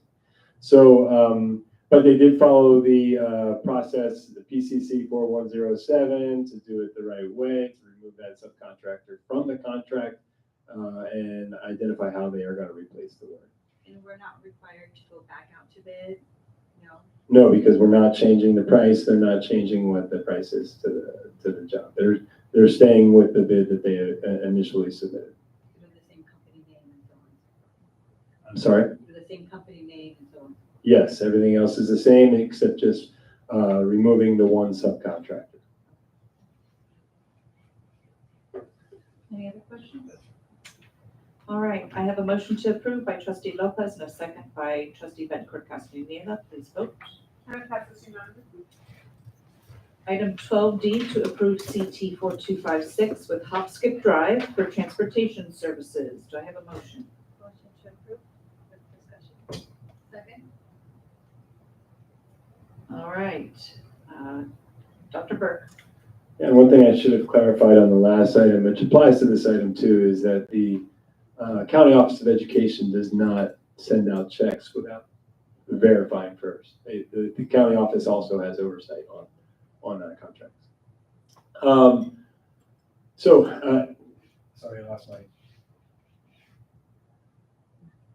Okay, so Approving the Hop Skip Drive contract would enable our transportation department to provide services to all students who have immediate needs. And I know this is a tough one because we have drivers, we have van drivers and we have bus drivers. But the truth of it is that we've had driving positions posted on EdJoin and posted for over a year. Our transportation director got creative and added advertisements for drivers onto our own vehicles to try to to draw drivers in. But and we also increased the hours of drivers in recent times. So there's a commitment to our drivers, but we are not able to fill all the vacancies. And this is not unique to us, unfortunately. This is something that's happening statewide and countywide, and certainly. So these, of course, where there's a void, these types of companies arise to try to fill that void, and they earn some money along the way. So what their job is to we wouldn't use these services for all of our transportation. We do have all of our driving fleet still in place, and our drivers that are with us are still with us. It's just that we have a number of students, as Dr. Kraft mentioned earlier in the meeting, our special education population has increased to over 20% of our student population. And that often comes with transportation needs, either be it from home to school or to some services or to an alternative education site. So we have a large number of singletons and small groups of people that need to go to various sites around the county. In addition to the special education population, you have the McKinney-Vento population. And the McKinney-Vento population is students who are experiencing homelessness at the moment have a right to continue in the prior education setting. So even say if they move to say Poway, they would have access to National School District schools if they left us. Or on the flip side, if somebody moved to here from El Cajon and they were homeless, they would have a right to continue at the school that they were last at in El Cajon. And it would be our job and El Cajon's job to split that transportation and make sure the students arrive at that familiar setting. So in theory and in the simplest case, it sounds wonderful and beautiful, but it starts getting complicated when there's a lot of cases and when the special education population has crept up over 20%. So we now have a lot of one-off drives going in all different directions around the county. We don't have a fully staffed van fleet or bus fleet, despite trying for over a year. So this contract, and I won't repeat this whole story unless you really want me to, for the next item, both of those contracts are so that we have a couple options when there's a real need. We have a kid that enjoys the district today, and we have a real need, present need tomorrow to make things happen. And these contracts would enable us to do that. Trustee Betancourt Castaneda. Realistically speaking, how often would we say we would need them if we didn't have anybody calling out? It again depends on the current. Oh, okay. I'll go to you in a second, right? So go ahead if you go to the podium. It depends. It shifts. These are shifting sands, kind of like she was saying with the VBA, where it's a temporary thing that's needed. We might have a temporary situation where a kid's going to El Cajon and then they decide that they want to move over here. So it's not. It can change depending on what services we're driving to, and it can. But we don't have enough staffing to do it all right now. So right now we would need to be contracting with with drivers to just to fulfill the needs of current students without accepting any new students. So this is more impacting for, due to special education needs, more currently, because they have the more fragile necessities. I think I think Ray will speak to that, yeah. we can provide you with some data. It is actually multifaceted. It is our McKinney-Vento students which have risen. It is our students that are going to NPS. It is also our students with special education needs. But Dr. Vargas, do you have the data, like the numbers in front of you by any chance? Good evening. I don't have the exact data, but based off of the last reporting of our through CalPADS, we're in the low 20s for McKinney-Vento that require transportation. And most 20%. 20 students. 20 students that require transportation. Of those 20 students, they're not all residing within National School District boundaries. So I'll give you a specific example. We actually have a family who was residing in Mission Valley because they were able to be housed there, but because they were our students, they have school of origin rights, and so the family want to continue, which I think is very appropriate for this particular family, and so we need to facilitate that transportation. And the impact I think that's been happening is the singletons that I think Dr. Burke is referring to, because the singletons that Dr. Burke is referring to, because the time is the same. So there's time components, you know, when school starts, when you get pick up over here, and so we simply just don't have enough. And the other piece that I think is important is it doesn't have to be a big bus, right? Which is also very costly. And so we've been noticing and looking at our programming and the increase in students who have been needing this. So, and it's been quite a challenge. Ray works very closely with our director of transportation, and they've been very, very creative in means to obtain this. But I think it's probably hitting a point where even creativity might be a brick wall. It's like just getting those Uber cards and sending the family back and forth, you know? It's kind of like doing something like that, you know? Obviously, we can't send the kid on Uber by themselves, but like Correct. something like that. And just from my experience, in previous districts, I've worked with Hop Skip Drive, and they're a good company. They're insured, they're trained, they work with very diverse communities and students and learners. And we have students who are not only in transition with housing, but they also have IEPs, and they're also at non-public schools. So we have this need that this contract would be able to address. And really what we're doing is we're breaking down barriers for our students to come to school. And why I was asking is because it impacts not just the individual need, but also the school needs, because we also have field trips that are, you know, other schools want to attend, and so that's the trickles down. So that's why I was asking how do we expect this would be used, and if it's an individual basis, and if it's not an ongoing thing. So if we have to hire more bus drivers, but we're not going to utilize them all the time, it's going to be at some times where there's going to be idle, then it would not benefit us. But if we're going to use this once in a while, then it makes sense. Yeah, I think we posted the bus driving position for a year. Yes. Yeah. Yes. Still posted, and It's so been posted for unfortunately, 10 years. yes, we posted. So we would like, you know, because our current, just our established routes could have the support, and we just haven't received, and if that is a phenomena, you know, like sped across the nation.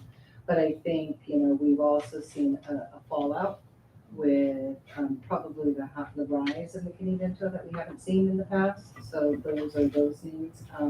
And so having that capability does kind of free up Candy and her team to kind of serve greater. But it also peace of mind too, to know Yes. that we can actually service and provide that need to our students. And I think a temporal piece is really, you're right. I mean, because of a family in transition who gets housing, they may want to stabilize things and maybe short term, and they have the right to do that. But then they may, once they're settled, they may decide, let's settle where we're at, and then that service is no longer needed because they've made the decision to make a new school their school of origin. And so that's kind of, you wait for that. You know, it's not something that we could initiate. So again, that would give, and just like the VBA, would give us that opportunity to provide those services and not lock us in. Trustee Lopez? Yes, thank you. Just had a quick question. So on the contract cost, it says 39 base fee plus the 275 per mile. Is that for just one, or is that, how does that look? These contracts are tough. This is why we would much prefer have a driver. No, that's each kid. That is each kid. So if you have 4 kids going to the same place, it's that, yes. But if we have 1 kid, it's just the one. So it is a per student price. And yeah, it's not, we would much prefer just have it to be able to hire a van driver. That would be, and then we would have the van and the driver because we own the van. We're ready to do it. We just need the driver. I will say too that our transportation director, Candy Byerly, does a marvelous job with relationships, working together with the county, working together with Sweetwater, working together with Chula Vista. They work together and leverage each other's resources and routes to try to really serve the whole South Bay. And now I see her doing that almost a weekly basis, working with East County and kind of the Santee Northeast County type areas where we're sending students, getting them all the way out to El Cajon and so forth. So yeah, she does a great job of that. This just made me remember a year ago, we were looking at displaced students because of the rain. Yep. And so who were provided with places to stay, but needed to be able to get here. Yep. So that's one of the kinds of things that we're talking about. This is the conversation we've had many, many years, and I think, if you remember, Dr. Brady, board member Donna and I, we offered to take the course to learn to be bus drivers, but nobody took it seriously. That's how long this item has been posted, so Yeah. Exactly. I think, if I remember my very first meeting as a parent for DLAC, they were talking about foster care students who would be moved out of our community and not be able to come to school and have at least school be stable, be a place. So, and I just remember that for my very first meeting as a parent, to have that call out for foster care, but also for stability for our students. And that is part of, that is basically the core of what we're focusing on here is providing our students with that safety of a stable school environment as much as we can. But it sounds like, any other questions, input? Okay, Thank you so much. then I have a motion to approve by trustee Bencourt Castaneda and a second by trustee Lopez. Please vote. Item 12E, approve CT 4257 with Ever-Driven Technologies for Transportation Services. Do I have a motion? Second. Dr. Burke? Sometimes when Uber makes you wait 30 minutes, you check Lyft. And this is a similar situation. If we aren't getting a solution that works for us with one, we can look at the other. It's having options that we can play off each other. But the cost is much higher. Right. And so It's definitely secondary. okay. Any other questions? All right, We have a motion to approve by trustee Bettencourt Castaneda, second by trustee Lopez, please vote. Item 12F, to accept donations. Do I have a motion to accept? Dr. Burke? Yes, 3 donations to report, 800 from California Credit Union to National School District, and that's gonna help carry some students and possibly families to the Earth Day event on April 22nd. We have 500 from Delta Phi to Lincoln Acres for Mrs. Baez's class field trip to Olivewood Gardens. Thank you for the support.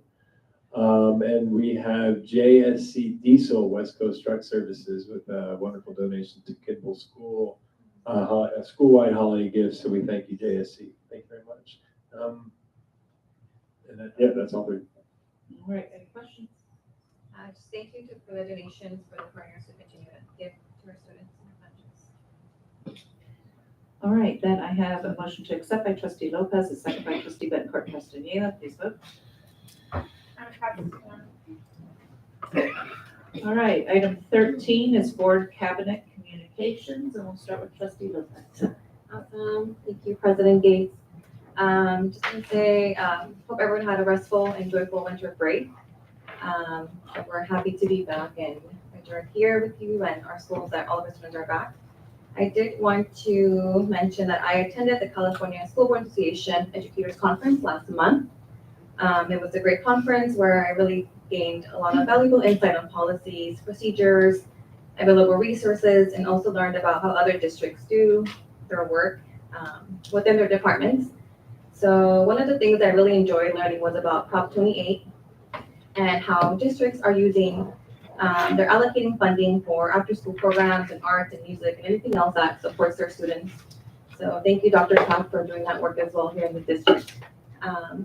Another insightful workshop that I was able to sit in was with a superintendent and their board, and they really shared how they've raising the standards for all of their staff and that culture shift in their community and how everyone is on one accord. So I would love to kind of know our procedure within our district to see how we are finding the right people to join our district, filling those vacancies and what that really looks like.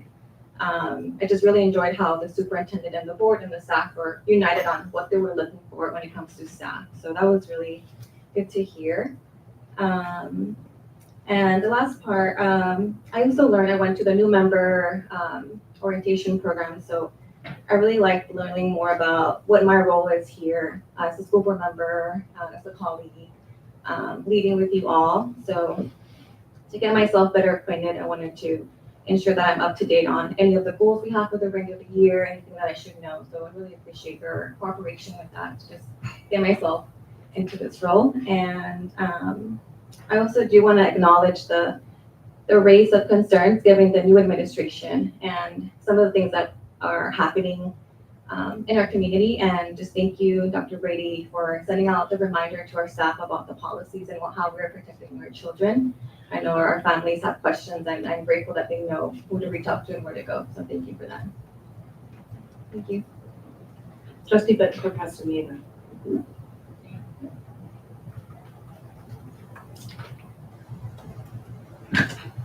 Thank you. I would like to congratulate our student roundtable on a wonderful presentation. As always, they're always very well prepared. I expect no less since they have a very wonderful leader.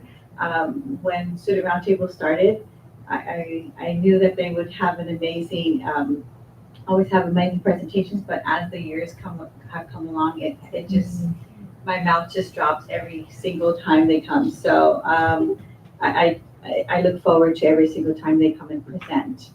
And the 4th grade students at Ira Harbison, wow.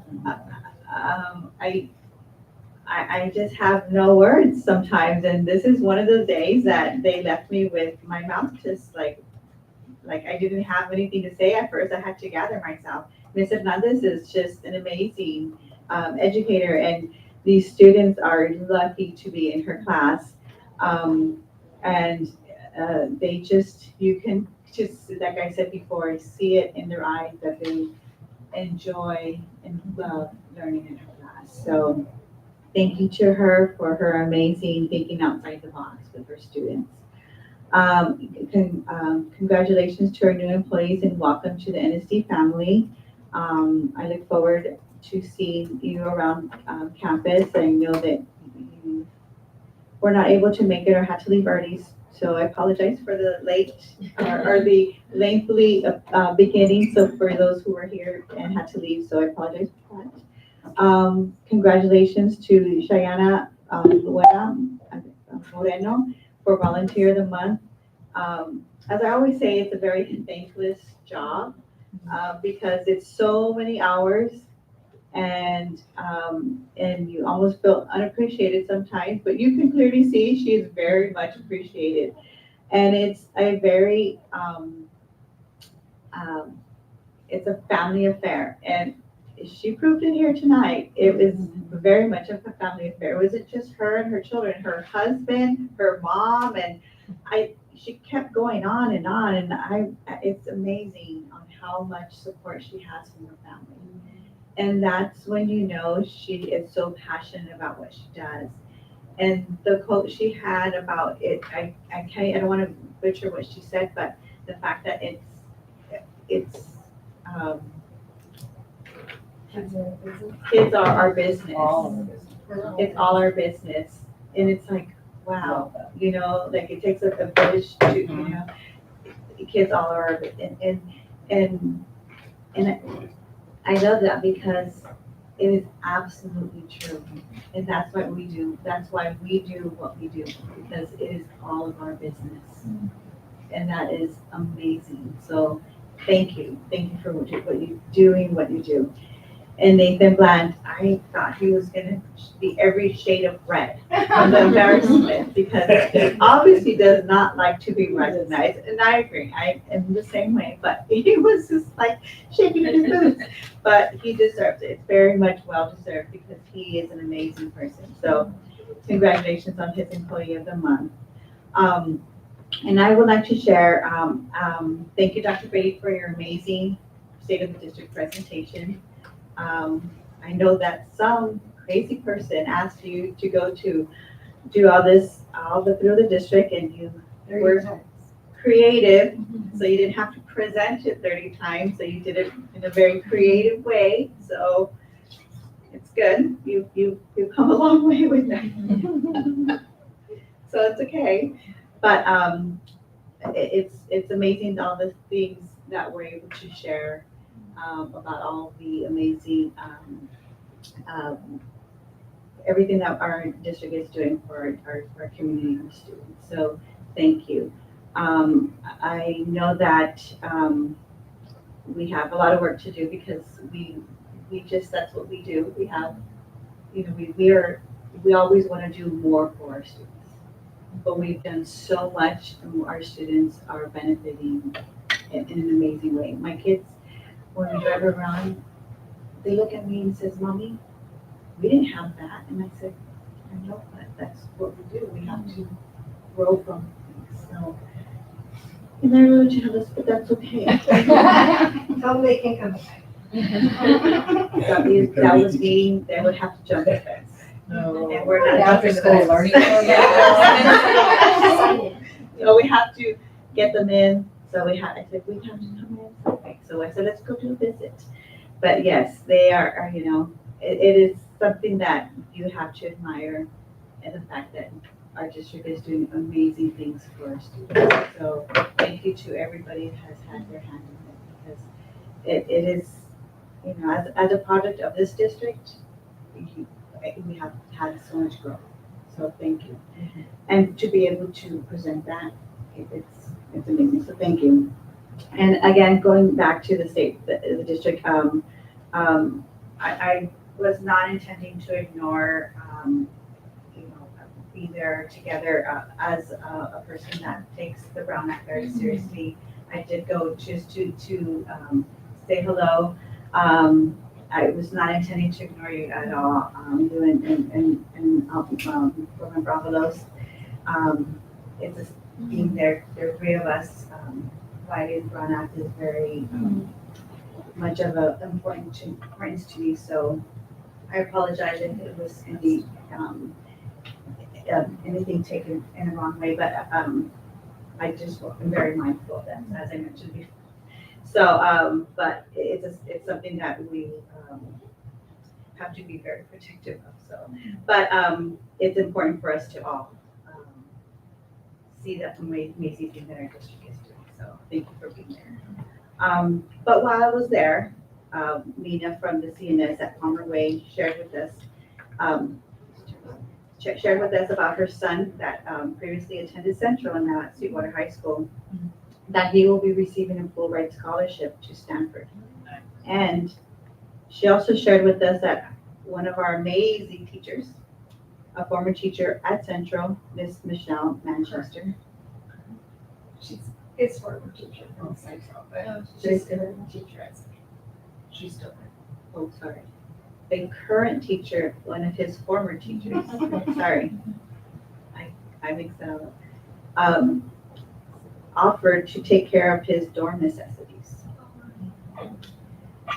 And as a parent of a son that just dropped off his a son at college, knows all too well how much of a blessing that is. Miss Manchester, thank you. You are an angel. Yes, that is, that family is very much blessed to have her around. And if we have other success stories from our staff, teachers, and administrators, I would love to hear from you. So please email me at mbcastaneda@nsd.us. I know some already share with me, and I would love to hear more NSD success stories. So I can share them with you. I'm very proud of my district, as I'm a product of the district, as you already know. And I share my successes of my children and the amazing things our district has done for them. And I'm thankful to all of our educators, staff, and administrators for all that they have done for my kids and all of the kids in our district. And I will continue to share. So thank you for that. And I am proud that our students are successful. And it is something that we should be sharing, because just because we're from National City doesn't mean that we can't succeed, because that's a misconception. So thank you for that story that was shared with me. And I also would like to clarify something from our last board meeting before I close. Something from our last board meeting, my intentions for nominating Ms. Gates for another term as presidency was to preserve the rotation. As we are aware, that due to the non-reelection of Ms. Rosina Lizarraga, it created a vacancy in the presidency. And as Ms. Gates, and by maintaining Ms. Gates as the position of president, it maintained the rotation. And I was gonna be next for the rotation for clerk, which is why I was waiting why I was maintaining the rotation, and why I nominated Ms. Gates as the president. So I just wanted to clarify that, and I know not everybody's here to understand the importance of what that was, because I think that was a misunderstanding of what the intentions or the intentionality behind that. Because I know rotation is something that we had mentioned, and I think it was misunderstood and really taken out of context. But that was the importance of why, because we've never had that done before. We've never had a rotation or a vacancy created out of a election cycle, and that was the reason behind that. So again, I know everybody's here to understand the clarification, but that was the intent behind it, because my position would have been out of rotation, would have been clerk. So hopefully going forward, we can work together for the betterment of the district and understand process and so that way we can work together. So with that, I hope everybody has a good evening and wanted to thank Vant for the recognition as for our board members. Thank you. Dr. Burke. Yes, it was nice. It was great to hear the board get recognized today because you do so much for everybody else, pour so much into the community, and you don't always get back. So it was nice to see you honored tonight. You deserve it. You are wonderful public servants committed to the children of National City, and it really is an honor to work with you, and I appreciate all you do for this city. Trustee Bencourt Castaneda, if any of those sons has a Class B driver's license, we have van driver positions available. They can visit our campuses daily.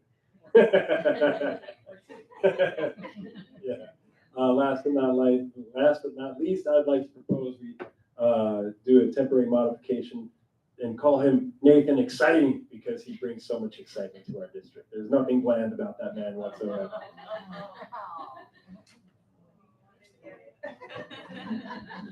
Dr. Kevin.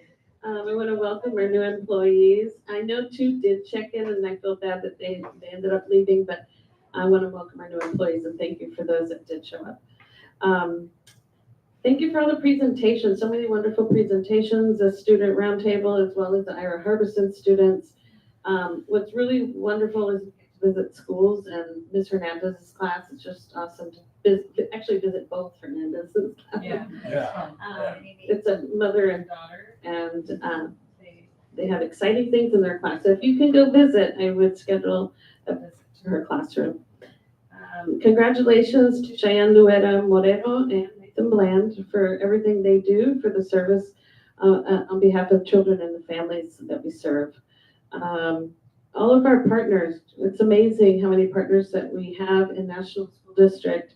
And again, supporting our students and our families, especially when in need and during the holidays. So thank you to them. And then again, congratulations, as Dr. Burke said, to the board on the board recognition for tonight. Thank you for your service and for everything you do for the students and families of National City.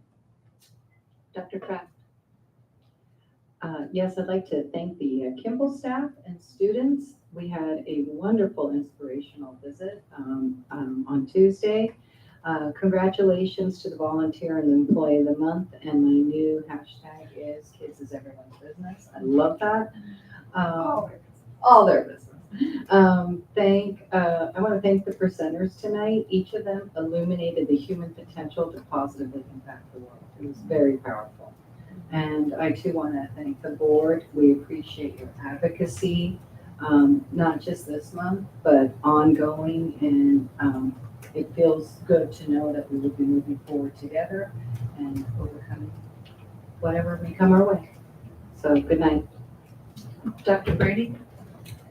Oh my gosh, I like to talk and there's just so much to say. So I'll just, again, thank all of the speakers, all of the presenters tonight. It was nice to see our community recognized by the board and that the board was one that was recognized amongst the community. And so you do a lot for us to support us, and we feel very grateful because the leadership comes from the top. You set the tone to allow us to do the wonderful things. And it was great for me to be able to have our board members at our State of the District. So thank you to Trustee Lopez, Trustee Bencourt Castaneda, and to Trustee Avalos who were able to make it. President Gates, we know that you had kids that came back that day, but we do thank you for making regular times to visit our schools and for being in our district Friday. So you were able to come here and visit us, just not on that morning. So you missed some great burritos.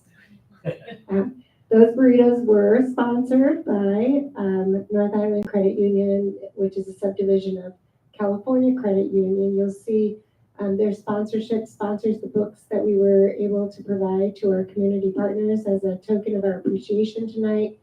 And they also, you'll see them on the agenda for the $800.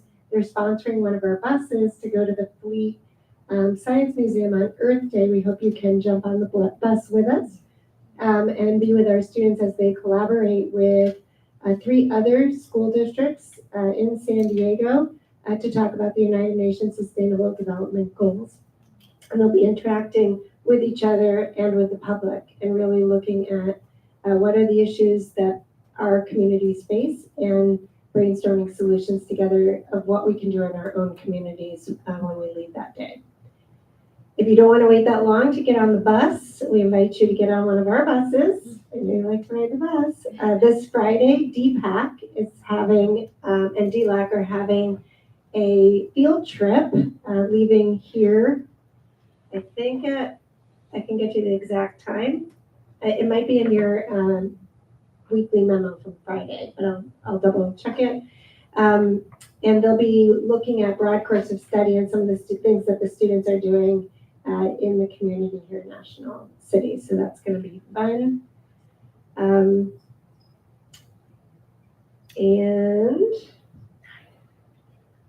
the last thing I just want to say is that this week we did have a fire in the back. I think it was actually yesterday. And I just want to commend John Hansen. He comes in early. He was alerted to the fire. He got the fire department involved, and that was extinguished very quickly. And without his fast action, that could have been something very different for not just our school district, but National City, San Diego. So we just want to thank John Hansen for his fast action and for his communication. He reached out immediately to Dr. Burke and myself, and I was able to get that communication out to you. So, and I know you work very closely, so extra thanks to John on behalf of President Gates. That's all I have. Thank you. All right, and for me, thank you as well to Land. I appreciate the efforts that each of them as administrators, whether it's as principals or directors, that they contribute to the district, and we feel that support as they share with us, as they invite us into their spaces. It's not just tonight with them taking the time to recognize us, that we thank you for your efforts in being here. It is the way that you receive us on a regular basis. So thank you for that. And again, to our community partners, you enable us to do things that our community needs, and we are thankful for you.